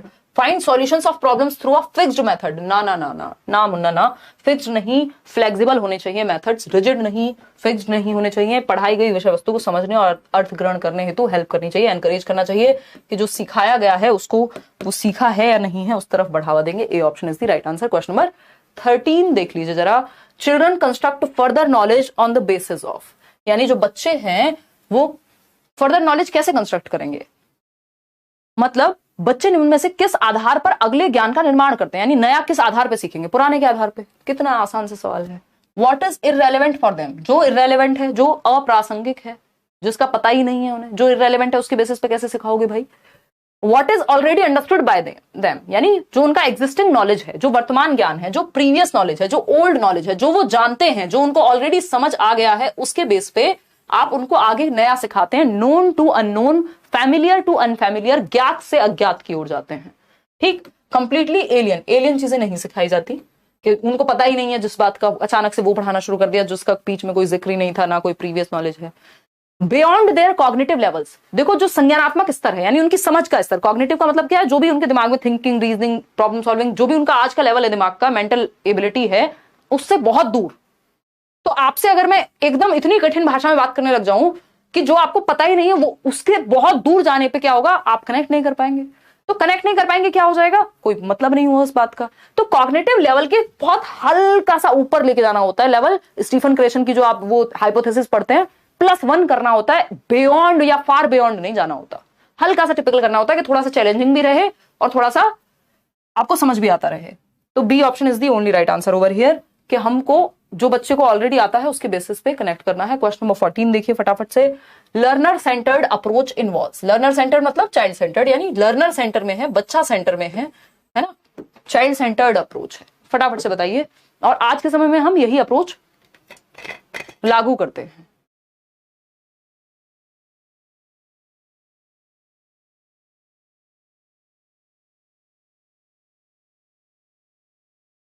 बताइए फटाफट। तुम्हारी हंसी ने खा लिया आज तो हम। वाह। छी यार, ऐसी बातें करती हूँ। देखो यार, नहीं इतनी में कोई खराब बात नहीं की थी, आप लोग ज्यादा मत सोच लेना। क्वेश्चन नंबर 14 देखो। Learner centered approach involves methods where learners own initiative and efforts are involved in learning, यानी बच्चा एक्टिव है। भाई ऐसी चाइल्ड सेंटर्ड किसको कहेंगे? वो विधियां जहां शिक्षार्थियों की स्वयं की पहल और प्रयास, यानी बच्चे इनिशिएट कर रहे हो, बच्चे एक्टिव हो। बात सही है। Teacher drawing conclusion for the learners, यानी टीचर ही सब कुछ कर दे रहा है बच्चे के लिए, उसको कंक्लूजन तक पहुंचने नहीं दे रहे हैं आप। लर्निंग बाय डूइंग हो ही नहीं पा रही, करके सीखना हो ही नहीं पा रहा। ट्रेडिशनल इंस्ट्रक्शन अभी बताया था नहीं करना, प्रोग्रेसिव इंस्ट्रक्शन चाहिए, ट्रेडिशनल नहीं, चाइल्ड सेंटर्ड चाहिए। टेक्स्ट बुक इज सेंटर, नहीं नहीं नहीं, बच्चा सेंटर, एक्टिव होना चाहिए बच्चा। ए option is the only right answer over here, जो कि आप लोग सही उत्तर दे भी रहे हैं 92% लोग। क्वेश्चन नंबर 15 देखिए, और हैं कुछ 10-12 सवाल। क्वेश्चन नंबर 15 है teachers should convey their beliefs to the students that ability is, ये बताया था मैंने इन बिटवीन के शिक्षकों को छात्रों को अपने विश्वास से अवगत कराना चाहिए कि क्षमता क्या है, यानी एक ऐसा बिलीफ, क्योंकि जो बिलीफ है वो बहुत बड़ा रीजन है आपके कुछ अच्छा करने के पीछे भी और बुरा करने के पीछे भी। कि अगर आपने मान लिया है कि ये बहुत क्लीशेड लाइन हो चुकी है, इंटरनेट पे बहुत फैल चुकी है ना, कि आप मान लो या ठान लो तो क्या नहीं कर सकते एंड ऑल, बट ये सच भी है। ये आपकी पेडागोजिकल वेज यूज करते हैं इस चीज को। धन्यवाद हिमाली, है ना। ये पेडागोजी आपकी कहती है, ये थियरीज आपकी कहती हैं कि जो आपका बिलीफ सिस्टम है, यानी जो आपका मानसिक सेट है, मेंटल सेट है, वो बिलीफ्स आपके क्या करते हैं, आपकी लर्निंग को प्रभावित करते हैं। अगर आपको लगता है कि यार मैं कर लूंगा, सीख लूंगा, तो कर ही जाएंगे, फिर आप उस तरह के एफर्ट डालेंगे। तो शिक्षकों को छात्रों को अपने विश्वास से अवगत कराना चाहिए कि बेटा एबिलिटी जो है, क्षमता जो है, वो क्या होती है, इंक्रीमेंटल होती है, यानी उसको बढ़ाया जा सकता है। ऐसा नहीं है कि कोई व्यक्ति है जो वो बोलते हैं ना, कई लोग, आपने ये एग्जांपल बहुत बार सुना होगा कि यार क्या हो गया, ड्राइविंग है मान लो, सीख लेंगे, कोई पेट से सीख के थोड़ी आता है। इंग्लिश है मान लीजिए, लैंग्वेज है ना, स्किल है, सीखी जा सकती है। यानी एबिलिटी इंक्रीमेंटल है, आप अपनी क्षमताओं को बढ़ा सकते हैं, बस मेहनत नहीं हो पाती बहुत सारे लोगों से। तो अनकंट्रोलेबल है ऐसा नहीं है, फिक्स्ड है ऐसा नहीं, एबिलिटी फिक्स्ड नहीं होती, इंक्रीमेंटल होती है। Entirely dependent on external factors, तो एक्सटर्नल फैक्टर्स पे जो चीज आप ये कहेंगे यार ये तो जो हेरिडिटी से मिल गया वही है, या ये तो मेरे पास पैसे नहीं थे, जिनके पास पैसे हैं वही सीख सकते हैं, तो ये फैक्टर्स कुछ हद तक शायद सही भी हो, लेकिन ये आपके कंट्रोल में नहीं है। तो एक्सटर्नल फैक्टर्स तो आप कंट्रोल कर ही नहीं सकते, फिर उस बात पे क्यों सोचना कि पेपर ऑफलाइन हो गया कि ऑनलाइन हो गया। आप क्या कर सकते हैं वो देखेंगे। तो एबिलिटी इंक्रीमेंटल है भाई, ऑनलाइन हो ऑफलाइन हो मैं सीख सकता हूं, बात खत्म, सीख लेंगे, ठीक। तो C option is the right answer. Ability fixed नहीं मानी जाती साइकोलॉजी में या पेडागोजी में। क्वेश्चन नंबर 16 देखिए एक बार, क्या कहता है ये। Which of the following aspect should be promoted by a teacher among her students, यानी किस पक्ष को प्रमोट किया जाना चाहिए, किस पहलू को बढ़ावा दिया जाना चाहिए एक टीचर के द्वारा। पैसिव इमिटेशन को, इमिटेशन होता है नकल करना, और वो भी पैसिव यानी निष्क्रिय, बस रट्टे लगा लो, जो दिखाया गया उसको रट लो, लिख लो चुपचाप से। रोट मेमोराइजेशन आपको पता ही है, रटंत विद्या चलंत नाही। मीनिंगफुल और रोट लर्निंग दो प्रकार होते हैं लर्निंग के। मीनिंगफुल क्या है, जो अर्थपूर्ण हो, जो आपके जीवन से जुड़े, जो रियल लाइफ से जुड़ी हुई हो, जिसमें आप एक्टिव हो, सक्रिय हो, यानी बच्चा। रोट लर्निंग, पैसिव इमिटेशन, ये सब क्या है, ये रट्टाफिकेशन है। तो इसमें वही चतुर रामलिंगम वाला हाल होगा फिर, जो वो स्पीच दी थी उन्होंने 3 इडियट्स में। नॉलेज कंस्ट्रक्शन, बिल्कुल सही बात है कि बच्चा ज्ञान को कंस्ट्रक्ट कर सकता है, हाई कॉम्पिटिशन नहीं, कोऑपरेशन, कोलैबोरेशन को बढ़ाना है। तो नॉलेज कंस्ट्रक्शन, ज्ञान निर्माण को बढ़ावा देना है। क्वेश्चन नंबर 17 देखिएगा। चिल्ड्रन लर्न बेस्ट बाय, यानी कि बच्चे सबसे बेहतर तरीके से कैसे सीखते हैं, जहां वो एक्टिव होंगे। सिंपल, सरल, सुंदर, सस्ता, टिकाऊ जवाब। पैसिव इमिटेशन अगेन नेगेटिव है। ड्रिल एंड प्रैक्टिस, इसको कई लोग बहुत अच्छा मान लेते हैं बट ये है नहीं। रोट मेमोराइजेशन पहले ही साइड हो गया। अब ए है या बी है, परसों दे देती मैडम, पोल चला जाता आराम से, कोई बात नहीं, है ना, हिसाब है, हो जाएगा, महीने में कर देना, कोई बात नहीं, दे देना मैम, आप ले जाइए, बाद में पैसे आ जाएंगे। यही किया है तुमने, वो क्वेश्चन आज करा दिया, पोल कल आया है, कोई बात नहीं, नींद आ गई होगी। देखिए कोई कह रहा है जिसके सीटेट में मैक्सिमम मार्क्स आए उसको आईफोन 14 प्रो गिफ्ट कर देना। यार इंद्रदेव, करने में तो कोई बहुत बड़ी बात नहीं है, आराम से कर देंगे, बट ये बहुत पहले से दिमाग में विचार भी है, लेकिन ये चीज मैं अवॉइड करती हूँ। मतलब हम किस चीज को प्रमोट कर रहे हैं, इस चीज के थ्रू कर सकते हैं। मतलब अब इतना भी कुछ वो नहीं है, माहौल बदल चुका है, लोग बदल चुके हैं। बट सीटेट के लिए नौकरी ले आओ यार। नौकरी वालों को तो हम कुछ देते नहीं है, उनको हम दे देते हैं डिजिटल वॉच और कुछ गिफ्ट्स दे देते हैं। और हाई लर्नर्स यार आ जाते हैं, उनको लालच उतना है नहीं, उनको कोई फर्क पड़ता नहीं है, उनको बहुत जगह से ऑफर आते हैं। 143 नंबर सोचो जिसके आए होंगे, उसके पास कहीं से ऑफर नहीं आए होंगे, किसी कोचिंग से या कहीं से है। और वो इतनी दूर से आए, 140 141, इन लोगों के पास ऑलरेडी बहुत जगह से आते हैं चीजें, या जिनकी रैंक 1 आई इस बार DEET+B में, सब लोगों के पास ऑप्शंस तो होते ही हैं। लेकिन यहाँ लेट्स लर्न पे वही लर्नर आते हैं जिनको सच में इच्छा है अपनी बात कहने की और जो जुड़े हुए हैं। अदरवाइज अपने घर रह सकते हैं, हम किसी को जो है वो नहीं करते कि आपको आना ही आना है, वो उसके बाद की जिम्मेदारी है आपकी। तो ठीक है, खैर देखेंगे, सोचेंगे, कुछ दे देंगे आपको मन करेगा तो, बट ऐसे डिमांड्स मत रखो यार। देखो, guided discovery, children learn best by guided discovery. खोजी अधिगम को बढ़ावा देना चाहिए, वो सबसे बेहतर तरीके से तभी सीखेंगे जब उनको अन्वेषण का मौका मिल रहा हो, खोज करने का मौका मिल रहा हो। और गाइडेड मतलब टीचर या कोई भी जो व्यक्ति उनसे ज्यादा जानता है उनको थोड़ा सा गाइड कर दे वहां पे, तो असिस्टेंस मिल जाएगी। ड्रिल एंड प्रैक्टिस यहाँ सही तरीका नहीं होगा, क्योंकि बच्चा ड्रिल एंड प्रैक्टिस में क्या होता है, 2 एकम 2 2 दूनी 4, एक चीज को 10 बार लिखो फिर प्रैक्टिस करो, तो इसमें रट्टाफिकेशन थोड़ा सा उधर चला जाता है। इसमें एक्टिव कम है बच्चा, रट्टाफिकेशन बेशक ना हो लेकिन एक्टिव कम है, तो उसको उतना पॉजिटिव नहीं मानते, लेकिन काम चलाया जा सकता है, आता ही नेगेटिव सेंस में ही है जो ड्रिल एंड प्रैक्टिस है। तो गाइडेड लर्निंग या गाइडेड डिस्कवरी, अन्वेषण खोज करने का मौका जहां मिले बच्चे को। क्वेश्चन नंबर 18 है, इसमें एक ही क्वेश्चन आया है असर्शन और रीजनिंग वाला, और ये ऑफलाइन में भी आ सकते हैं इस तरह के क्वेश्चन, कोई बड़ी बात नहीं अगर ये ऑफलाइन में भी पूछ लें अब असर्शन और रीजनिंग, क्योंकि पैटर्न थोड़ा सा इन्होंने पहले से ही परिवर्तित कर दिया है। तो समझते हैं कहानी क्या है। असर्शन है, school should emphasize on mere reproduction of materials learned, यानी विद्यालयों को केवल सीखी गई सामग्रियों के पुनरुत्पादन पर जोर देना चाहिए। यानी जो सीख लिया है उसका रट्टाफिकेशन, उसको उगल दो जाकर के पेपर में जो रटा है। रीजन क्या है इसका, memory is neither constructive nor interpretative, यानी जो आपकी मेमोरी है, मेमोरी यानी स्मृति, ईरानी नहीं नॉर्मल स्मृति, जो आपकी मेमोरी है वो कंस्ट्रक्टिव ना ही वो कंस्ट्रक्टिव होती है, ना ही वो इंटरप्रेटेटिव होती है। यानी ना तो उसमें इंटरप्रिटेशन संभव है, उससे कुछ आप ना कंक्लूजन निकाल सकते हो, ना इंटरप्रिटेशन निकाल सकते हो, और ना ही वो कंस्ट्रक्टिव होती है, यानी कुछ नया सृजन करने में आपको मदद नहीं करती है। बताइए, सब अलग अलग जवाब दे रहे हैं इसका। देखिए both A and R are true. देखिए ए कभी सही नहीं हो सकता क्योंकि ये रटने पे बात कर रहे हैं, रोट लर्निंग की बात हो रही है, मियर रिप्रोडक्शन ऑफ लर्न मटेरियल, जो सीख लिया उसको उगल दो, तो ये तो फॉल्स है 200%। तो जहां भी ए सही है वो गलत है। Both A and R are true नहीं हो सकता, ए सही हो ही नहीं सकता, कैसे हो जाएगा भाई, है both A and R are true नहीं, A is true but R is false, ये तो और खराब है। Both A and R are false, अब मजबूरी हो जाती है कि हमें आर को फॉल्स मानना ही पड़ेगा, अदरवाइज चांसेस थे कि आर पूरी तरह से गलत नहीं था, क्योंकि ऐसा नहीं है कि मेमोरी कंस्ट्रक्टिव नहीं हो सकती। भाई अगर मुझे मान लीजिए मैंने पढ़ा ही नहीं, मेरे दिमाग में कुछ है ही नहीं, मेरी मेमोरी में कुछ है ही नहीं, तो मैं कैसे समझाऊं आपको, किस चीज से समझाऊं। तो मेमोरी ऐसा नहीं है कि हमेशा जो है खराब चीज है, नीदर कंस्ट्रक्टिव नॉर इंटरप्रेटेटिव, कि ना तो कंस्ट्रक्टिव होती है ना इंटरप्रेटेटिव होती है, ये कहना बहुत सही नहीं होगा। बट यहाँ ऑप्शन हमारे पास कोई और है नहीं, और बोर्ड ने भी यही माना है फिर, और उसका रीजन ये है ना कि ऐसा कोई ऑप्शन नहीं दिया जहां पे आर सही हो ए गलत हो, कोई ऑप्शन ऐसा है ही नहीं। तो इस कॉन्टेक्स्ट में सही नहीं है ये बात, वैसे अपने आप इंडिपेंडेंटली ये सही हो सकती थी, बट रीजन की फॉर्म में सही नहीं है। तो D option is the right answer over here. आगे बढ़ेंगे क्वेश्चन नंबर 19 कि क्योंकि रट्टाफिकेशन से कोई इंटरप्रिटेशन नहीं आएगा, उस सेंस में ये गलत है। क्वेश्चन नंबर 19 है, in order to maximize students engagement, यानी बच्चे ज्यादा से ज्यादा एंगेज करें, यानी एक्टिव हो, जैसे आप अभी जवाब दे रहे हैं पोल में। In learning process a teacher should, क्या करना चाहिए, लर्निंग प्रोसेस में बच्चे ज्यादा से ज्यादा एंगेज हो, संलग्नता उनकी ज्यादा से ज्यादा हो, अधिकाधिक इन्वॉल्वमेंट हो उनका, इसके लिए मिनिमाइज कर देंगे ऑटोनॉमी, बच्चों को स्वतंत्रता देना बंद कर देंगे। ये एकदम बकवास बात है ना, खराब बात है ये। क्यों?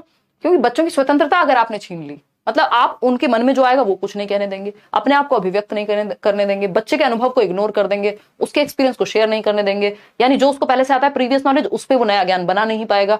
तो क्या हो जाएगी, भसड़ हो जाएगी, बहुत बुरी हालत हो जाएगी इस स्थिति में। और ऐसी बहुत सारी बातें मैं आपको एक्सप्लेन कर सकती हूँ, बट इसका सिंपल मतलब ये है कि बच्चे की ऑटोनॉमी या आजादी छीनना कोई बहुत बढ़िया बात नहीं है। आज की क्लास में मजा आएगा, एकदम डेली मजा आएगा, टेंशन ना लो। मैक्सिमाइज ऑटोनॉमी ऑफ स्टूडेंट्स, जी नहीं। मैक्सिमाइज डिस्ट्रैक्शंस को बढ़ावा दे दो। बेटा एक नहीं 3 फोन देंगे तुमको, 4 कंप्यूटर 3 फोन, है ना। तो डिस्ट्रैक्शंस को बढ़ावा नहीं देना। डिस्ट्रैक्शन क्या हो सकते हैं, किसी के लिए फोन हो सकता है, किसी के लिए डिस्ट्रैक्शन, यहां अगर मैं बात करूं क्लासरूम के सेंस में जो बात हो रही है, स्कूल में तो आप फोन नहीं लेके जाते हैं, यहां पे डिस्ट्रैक्शन हो सकती है बाहर से कोई शोर आ रहा है, क्लास में मैक्सिमम शोर आ रहा है, कहीं से डीजे बज रहा है स्कूल में, अब ध्यान कहां से लगेगा, है ना। या कोई और डिस्ट्रैक्शन हो सकता है, ऐसी अनकंफर्टेबल सीट पे बच्चा बैठा हुआ है जिसपे वो ठीक से बैठ ही नहीं पा रहा, वो हिलती रहती है बार बार, तो वो डिस्ट्रैक्शन ही है एक तरह का। तो इसको मैक्सिमाइज नहीं मिनिमाइज करना होता है, डिस्ट्रैक्शन को कंट्रोल्ड एनवायरमेंट देना होता है जहां बाकी सारी चीजें कंट्रोल में है, मतलब बच्चा शांति से सीख पाए। भाई कंफर्टेबल जगह पे तो बैठ के पढ़ोगे ना, अब हर किसी के बस का तो नहीं ना लालटेन से वो चमत्कार कर दें, ज्यादा संभावना है कि अगर थोड़ा सा माहौल ठीक मिल जाएगा तो ज्यादा अच्छा कर जाएंगे, बट उनकी मतलब ये डिफरेंट कहानी है। बट एक बेसिक बात यह है कि कॉन्ड्यूसिव एनवायरमेंट मिलना चाहिए, डिस्ट्रैक्शन भरा हुआ एनवायरमेंट नहीं। मिनिमाइज इंडिविजुअल चॉइसेस, यानी जो बच्चे की खुद की चॉइसेस है, इंडिविजुअल डिफरेंसेस है, उनको इग्नोर कर दो, मिनिमाइज कर दो, उसकी चॉइस को कम ही महत्व दो, ये भी गलत है।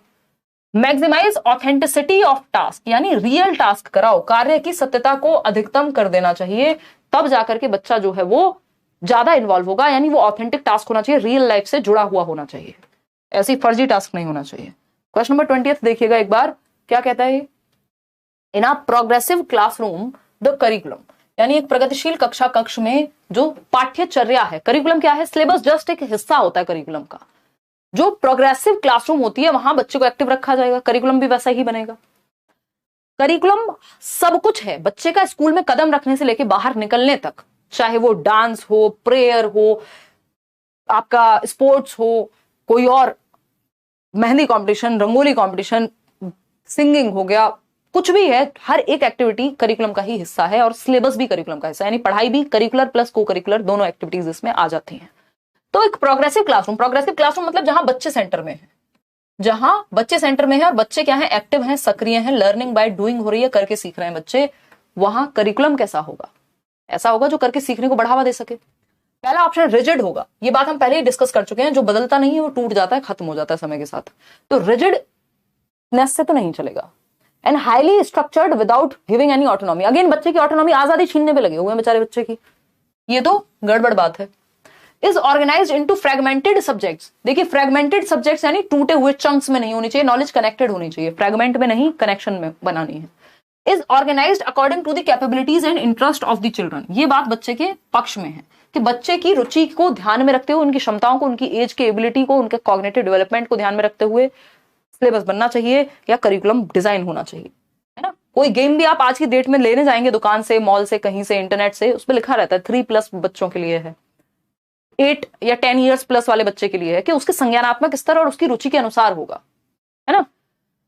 Is presented in disconnected chunks, कभी भी टूटे फूटे टुकड़ों में आप पेश नहीं करते कोई इंफॉर्मेशन, यानी डिस्कनेक्टेड का मतलब क्या है, प्रीवियस नॉलेज से कनेक्ट ही नहीं होता, बस टुकड़े हैं, एक बात यहां की, एक वहां की, और वो है ना भानुमति वाला जो एक कहावत चलती है भारत में, हाँ, जो भी है वो शुरुआत वाला मुझे याद नहीं आ रही उसकी लाइन, तो वो हाँ, कहीं की ईंट कहीं से ये वो जोड़ डाल के कुछ भी बना दिया, ये नहीं पढ़ाने में होता, इसमें आपको कनेक्शन बिल्ड करना होता है, एक कॉन्सेप्ट से दूसरे कॉन्सेप्ट को जोड़ना होता है, तो ये बात गड़बड़ हो जाएगी। सी ऑप्शन, बच्चों की रुचियों व क्षमताओं के अनुरूप होना चाहिए जो करिकुलम है।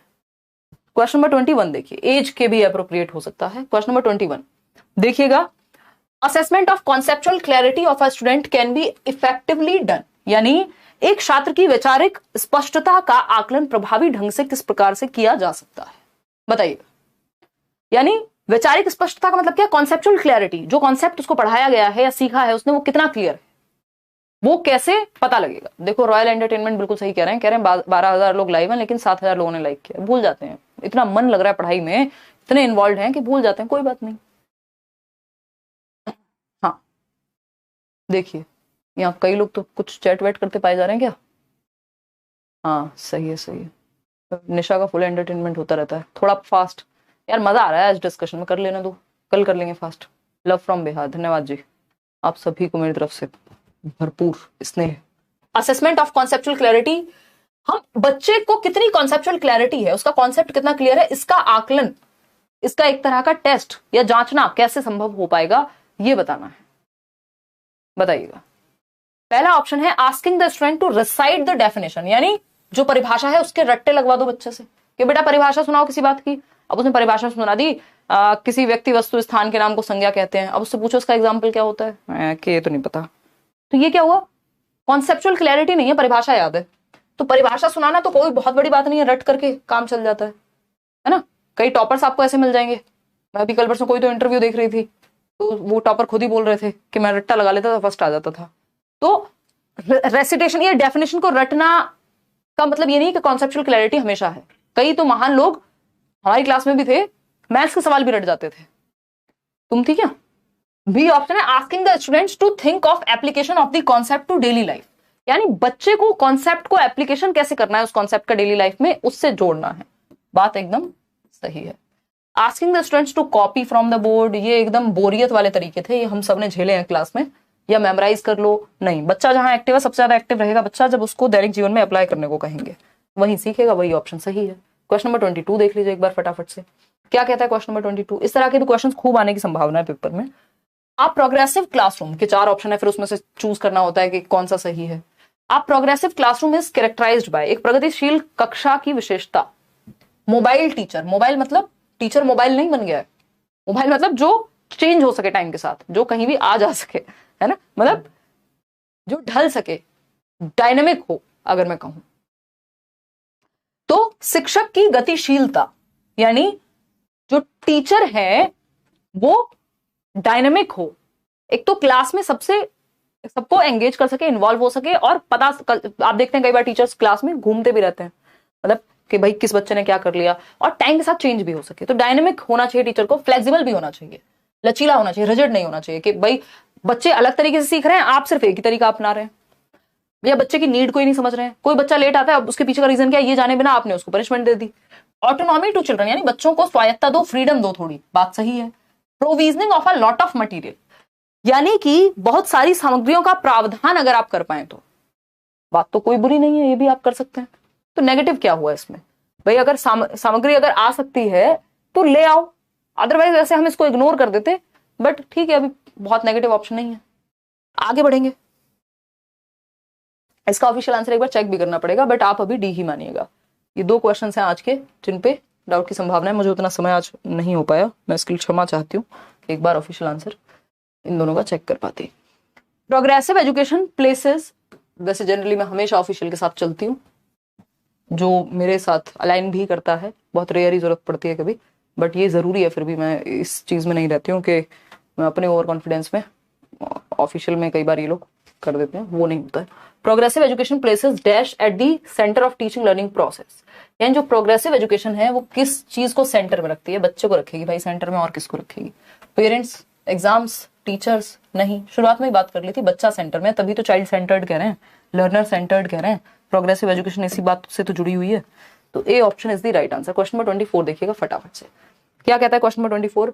Students are likely to experience dash when the activity is not valued by them, यानी यदि गतिविधि को महत्व नहीं दिया जा रहा है तो विद्यार्थी द्वारा किसका अनुभव करने की संभावना है, यानी बच्चे एक्टिव ही नहीं है, एक्टिविटी को वैल्यू ही नहीं दी जा रही है। तो जहां बच्चा एक्टिव नहीं है वहां कोई पॉजिटिव इमोशन थोड़ी आएगा निकल करके, मतलब बच्चे को आप एक्टिव नहीं रख रहे, उसका कोई इन्वॉल्वमेंट नहीं है, तो वो क्यूरियस हो जाएगा, जिज्ञासु हो जाएगा, भैया एक्टिव रखने पे तो आएगा, जिज्ञासा कहां से आएगी जब बच्चा पैसे वह सोए जा रहा है, बोर हो गया वो तो बच्चा जहां एक्टिव नहीं है वहां बोर्डम या नेगेटिव इमोशन ही आएगा, कोई पॉजिटिव थोड़ी आ जाएगा। एक्साइटमेंट तो पॉजिटिव है, जॉय भी पॉजिटिव है, क्यूरियोसिटी भी पॉजिटिव है, तो ये तो बेसिक बात है, बोरियत। D option is the right answer. आगे बढ़ेंगे क्वेश्चन नंबर 25 पर, देखिएगा एक बार क्वेश्चन नंबर 25 थोड़ा सा लेंदी है। As a teacher which of the following step would you consider to meet individual differences in your classroom. अभी इंडिविजुअल डिफरेंसेस का मैंने टॉपिक दिखाया था ना आपको, एक आधी क्वेश्चन मुश्किल से दे रहे हैं आजकल इसके ऊपर, तो ये टॉपिक आपका इंक्लूसिव एजुकेशन में ही मैं कनेक्ट कर दूंगी इसको, तो या बीच में इन बिटवीन कहीं कहीं कर देंगे। अभी इंडिविजुअल डिफरेंसेस चाइल्ड सेंटर्ड से बिल्कुल अलग नहीं है, चाइल्ड सेंटर्ड में ऑलरेडी इंडिविजुअल डिफरेंसेस का ध्यान रखा जाता है, तो इसलिए मैंने इस क्वेश्चन को इसमें डाल दिया है। मिक्स एबिलिटी ग्रुपिंग, पॉजिटिव बात होती है, अलग अलग क्षमताओं वाले बच्चों को एक ग्रुप में डाल दो, सब एक दूसरे से बहुत कुछ सीख पाएंगे, पॉजिटिव है। डिफरेंशिएटेड ग्रुपिंग भी कहते हैं इसको, ये भी चाइल्ड सेंटर्ड एजुकेशन में आता है कि कौन सा मेथड यूज करना है, डिफरेंशिएटेड इंस्ट्रक्शन का, यानी अलग अलग भिन्न क्षमताओं वाले बच्चे हैं और आप डिफरेंशिएटेड इंस्ट्रक्शन यूज कीजिए, यानी अलग अलग बच्चों के लिए डिफरेंट मेथड यूज कर सकते हैं, अलग अलग मटेरियल यूज कर सकते हैं। एनरिचमेंट ऑफ करिकुलम, यानी एनरिच्ड होना चाहिए करिकुलम, जितना नई या अच्छी चीजें इन्वॉल्व हो सके। अडॉप्टिंग चाइल्ड सेंटर्ड मेथड्स, बिल्कुल सही है, लेबल नहीं करना होता बच्चे को, ये नेगेटिव बात है। तो फर्स्ट सेकंड थर्ड का ऑप्शन है हमारे पास, B option is the right answer over here. आगे बढ़ेंगे नेक्स्ट क्वेश्चन पे, क्वेश्चन नंबर 26 देखिएगा एक बार क्या कहता है क्वेश्चन नंबर 26। मुझे लगता है इसमें आपको थोड़ी आसानी हो रही होगी पढ़ने में, आज हमारे टाइपिस्ट जी ने इस तरह से टाइप किए हैं क्वेश्चन। तो एक बार लास्ट में बताना अभी पोल में कि ये वाला तरीका रखें या जो आपका वैसे वाला तरीका होता है, एक साइड हिंदी एक साइड इंग्लिश, वो उसमें थोड़ा सेग्रीगेशन अच्छा हो जाता है, बट पढ़ने में मेरे ख्याल में मतलब ये जगह मिल गई ना मुझे खड़े होने के लिए, ये बहुत बार हम चेंज करते रहते हैं, पहले ऐसे भी करते थे। B option 91%। देखते हैं एक बार। Classroom where students are encouraged for pair assignments, group work and discussions is characterised by. Learning क्या होती है? सोशल एक्टिविटी होती है प्रोग्रेसिव एजुकेशन में। प्रगतिशील शिक्षा में बच्चों को ग्रुप्स में सिखाने की बात को बढ़ावा दिया जाता है। कई लोगों का इंटरनेट खत्म हो गया होगा इस टाइम तक, 10:30 बजे तक 1.5-2 GB डेटा पचा चुके होंगे, डकार भी ले चुके होंगे। देखिए एक बार, पैसिव लर्निंग नहीं हो सकती, कोलैबोरेटिव। हाँ, बच्चा एक्टिव है। कोलैबोरेशन का मतलब क्या है? ग्रुप में सीखना। पेयर मतलब 2 बच्चे एक साथ सीख रहे हैं, ग्रुप मतलब दो से अधिक बच्चे सीख रहे हैं। डिस्कशन भी लोगों के बीच में ही होंगे। रटना जी नहीं। इंस्ट्रक्शन बेस्ड लर्निंग, देखिए डिफरेंशिएटेड इंस्ट्रक्शन नहीं लिखा। इंस्ट्रक्शन तो ये हो गया जो जिसने कहा उसका पालन कर लिया, तो ये पॉजिटिव नहीं होगा जब तक डिफरेंशिएटेड सेंस में ना पूछा हो। तो सहयोगात्मक अधिगम जो है यहाँ बेटर है, बच्चा एक्टिव होगा। कंस्ट्रक्टिव टीचर जो है, एक रचनात्मक टीचर जो बच्चे को एक्टिव रखना चाहता है, संरचनावादी है। पियाजे वाइगोस्की चाइल्ड सेंटर्ड एजुकेशन को क्योंकि कंस्ट्रक्टिविज्म फॉलो करता है, मानता है, तो ऐसा टीचर जो कंस्ट्रक्टिविज्म में विश्वास रखता है वो चाइल्ड सेंटर्ड में ऑलरेडी विश्वास रखेगा। पहला ऑप्शन है gives both examples and non examples in her classroom, यानी एक ऐसी टीचर जो कंस्ट्रक्टिव थॉट को फॉलो करती है जिसमें बच्चे को एक्टिव रखने की बात हुई है। तो तरीका कोई भी हो, बच्चा एक्टिव रहना चाहिए, ये आपको बिल्कुल गांठ बांध लेनी है। ये बात बिल्कुल सही कह रहे हैं आप। कोई कह रहा है हमारे पास वाईफाई है मैम, हाँ सारा दिख ही रहा है वो तो है क्या बात। गिव्स ओनली एग्जांपल्स इन दी क्लासरूम, तो ये वाईफाई वाले ही बचे हैं क्या रात में? गिव्स ओनली एग्जांपल्स इन दी क्लासरूम, यानी सिर्फ एग्जांपल्स ही देता है क्लासरूम में, उदाहरण देना चलो कोई बुरी बात नहीं, लेकिन ये ओनली जहां लगा होता है ना, इससे थोड़ा डर के रहना चाहिए, इस ऑप्शन पे शक करना चाहिए। जब तक 100% श्योर ना हो, ओनली वाले ऑप्शन से बचना चाहिए। ऑल ऑफ द अबव की संभावना ज्यादा रहती है, वहां पे आप डाउट में भी लगा सकते हैं, लेकिन ओनली को तो आपको श्योर करके ही लगाना होता है, क्योंकि ओनली का मतलब है एक्सट्रीम में लेके जा रहा है ऑप्शन आपको, ठीक, मतलब किसी भी एक तरफ ले जा रहा है एक्सट्रीम में। Refers to only non examples to strengthen concepts, यानी सिर्फ नॉन एग्जांपल, गैर उदाहरण। Should not give both examples and non examples, दोनों ही मत दो, तीनों ही बातें गलत हैं। A option is the right answer, 83% लोग। अब कई लोगों को इस बात में डाउट होगा कि गैर उदाहरण क्या होता है, बाकी बातें तो ठीक हैं। ये पहले भी आता था, क्वेश्चन बहुत बार रिपीट हुए हैं ये सब, और ये इस बार ऑनलाइन में नए तरीके से पूछ लिया है बस, बट पहले भी पूछा जाता था, बस कंस्ट्रक्टिव टीचर लिख दिया, मतलब लैंग्वेज बदल दी, बात वही है। Gives both examples and non examples in her classroom, यानी उदाहरण भी दो, गैर उदाहरण भी दो। उदाहरण क्या होते हैं? जो डायरेक्ट होते हैं। डायरेक्ट क्या होता है भैया? कबूतर जो है एक बर्ड है, या कोयल जो है एक बर्ड है। जब मैं चिड़िया का कॉन्सेप्ट पढ़ा रही हूँ, बर्ड्स के बारे में हम डिस्कशन कर रहे हैं, तो मैंने आपको बर्ड का एग्जाम्पल दे दिया कि कोयल, पैरट, ये सब क्या है, पिजन, ये सब बर्ड्स हैं। या आपका वो एनसीईआरटी में कौन सा बर्ड आता है, तो बहुत सारे हैं। तो ये एग्जाम्पल हुआ बर्ड के कॉन्सेप्ट का। नॉन एग्जाम्पल क्या हुआ? मैंने आपको एग्जाम्पल दिया कि जो डॉग है वो बर्ड नहीं है। इनडायरेक्टली तो समझ आ गया ना कि डॉग यानी इनडायरेक्टली जुड़ा हुआ होता है कहीं ना कहीं, आपको वो कॉन्सेप्ट की क्लैरिटी में काम आता है नॉन एग्जाम्पल। जो डायरेक्ट उस चीज का उदाहरण नहीं है, लेकिन इनडायरेक्टली आपको वो क्लियर कर देगा उस कॉन्सेप्ट को, ये है गैर उदाहरण। तो दोनों ही टीचर को यूज करने चाहिए, एग्जाम्पल्स और नॉन एग्जाम्पल्स दोनों ही, जिससे कॉन्सेप्ट क्लियर हो जाए। क्वेश्चन नंबर 28 देखिए, ये शायद लास्ट क्वेश्चन है आज का। हाँ देखिए, ये आखिरी सवाल है आज का इस टॉपिक का। Learning by doing, discovery learning and collaborative learning are characteristics of a classroom. मतलब जो भी कुछ हम लिखते थे वो सब इन्होंने एक साथ जोड़ दिया। लर्निंग बाय डूइंग, करके सीखना। डिस्कवरी लर्निंग यानी खोज करना या अन्वेषण, बच्चा खोज कर रहा है किसी चीज का, एक्टिव है। बात हो रही है सिक्कों की, कॉइन्स के बारे में, तो वो अपनी दादी माँ से पूछ रहा है, अच्छा आपके समय में 50 पैसे के सिक्के भी होते थे, अच्छा और क्या होता था? वो बताएंगे, आना भी चलता था बेटा, ये भी होता था, वो भी होता था, ये वाला नोट भी आता था। तो वो कहीं ना कहीं कुछ कुछ डिस्कवर करने की कोशिश में है। और भी डिफरेंट तरीके हो सकते हैं, कोई एक्सपेरिमेंट हो सकता है, एज पे डिपेंड करेगा किस तरह की डिस्कवरी लर्निंग है। डिस्कवरी लर्निंग की बात कौन करते हैं, जरा आज कमेंट में बताइएगा। And collaborative learning are characteristics, collaborative मतलब ग्रुप में आप सीख रहे हैं, तो बच्चा एक्टिव है तीनों ही केस में। तो कैसा क्लासरूम हुआ जहां बच्चा एक्टिव है? बिहेवियरिस्टिक को एक्टिविटी से कोई फर्क नहीं पड़ता, ये तो रिवॉर्ड, पनिशमेंट, इन सब की बात करते हैं। प्रोग्रेसिव क्लासरूम है, बात तो सही लग रही है, आगे बढ़ने की ओर ले जा रहे हैं आप, बच्चा सेंटर में है, बच्चा एक्टिव है। सही बात है, लर्निंग बाय डूइंग की बात हो रही है। पैसिव है, पैसिव कहाँ से हो जाएगा ये, जहां बच्चा एक्टिव हो पैसिव कैसे? टीचर सेंटर में, बच्चा सेंटर में दिख रहा है हमें तो B option is the only right answer, progressive. ये 14% लोग कहाँ से आते हैं जिन्होंने ये गलत जवाब दिया है? कई लोगों ने तो जल्दीबाजी में टीचर बस सेंटर्ड पढ़ लिया होगा और टीचर लगा दिया होगा आंसर। ऐसे भी होंगे कुछ महान लोग। पैसिव नहीं भाई, प्रोग्रेसिव क्लासरूम है, प्रगतिशील। प्रगतिशील किसको कहते हैं हम? भाई प्रोग्रेस कर रहे हैं। इसको आप वैसे भी समझ सकते हो कि कुछ नेशंस हैं जो डेवलप्ड हैं, कुछ हैं जो डेवलपिंग है, तो हम कहते हैं प्रगतिशील भारत का हम हिस्सा है या हम डेवलपिंग नेशन है, यानी प्रगति कर रहे हैं, आगे की ओर बढ़ रहे हैं। तो प्रगतिशील वैसा ही है जहां बच्चे आगे की ओर बढ़ रहे हैं, सीख रहे हैं, एक्टिव हैं। तो B option is the right answer. अब ये बता दो कि ये न्यू वे या ओल्ड वे? पहले ओल्ड लिखो एक ऑप्शन में और दूसरे में लिखो न्यू। ये वाला पैटर्न रखें क्वेश्चन का, या फिर के ऊपर इंग्लिश नीचे हिंदी, या फिर एक तरफ लेफ्ट में इंग्लिश और राइट में हिंदी। तो ओल्ड और न्यू में से चूज करना है। ओल्ड वही है जो लेफ्ट और राइट वाला, और ये न्यू है, न्यू पैटर्न। एक बार पोल में जवाब दीजिए, बाकी हम करेंगे अपने मन की, लेकिन आपसे जवाब जरूर चाहेंगे। नहीं ऐसा नहीं है, आप लोगों ने कहा था टॉपिक वाइज पढ़ाओ, इसलिए टॉपिक वाइज चल रहा है। मिक्स क्वेश्चन हम इन बिटवीन कर रहे हैं, वो भी ठीक है जी, यही ठीक है। Thank you so much. New वाला, चलिए न्यू कह रहे हैं 88% लोग, न्यू टू ओल्ड सही है, ओल्ड टू न्यू नहीं जाएंगे, न्यू टू ओल्ड। सही है भाई। मैम महा मैराथन वीडियोस कब से आएगा?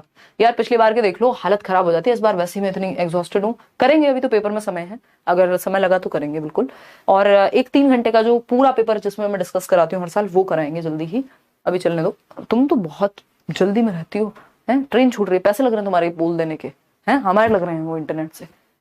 81%, 18% ओल्ड कह रहे हैं। मतलब ज्यादातर लोगों को नए वाला ही पसंद आया। मतलब आप लोगों को दिक्कत होती थी ना, बार बार मैं देखती भी थी, कई लोगों के कमेंट आते थे कि मतलब साइड हो जाओ, साइड हो जाओ, वो वाला चक्कर नहीं है इसमें। बट बहुत बड़ा क्वेश्चन होने पे शायद दिक्कत हो जाएगी। खैर कोई बात नहीं, बट देख लेंगे। अभी यही रखते हैं, हमारे टाइपिस्ट जी भी ये कहते हैं मैडम यही रखो। ठीक, चलिए आज के लिए हम इतना ही रखेंगे। Thank you so much. Out of 28 questions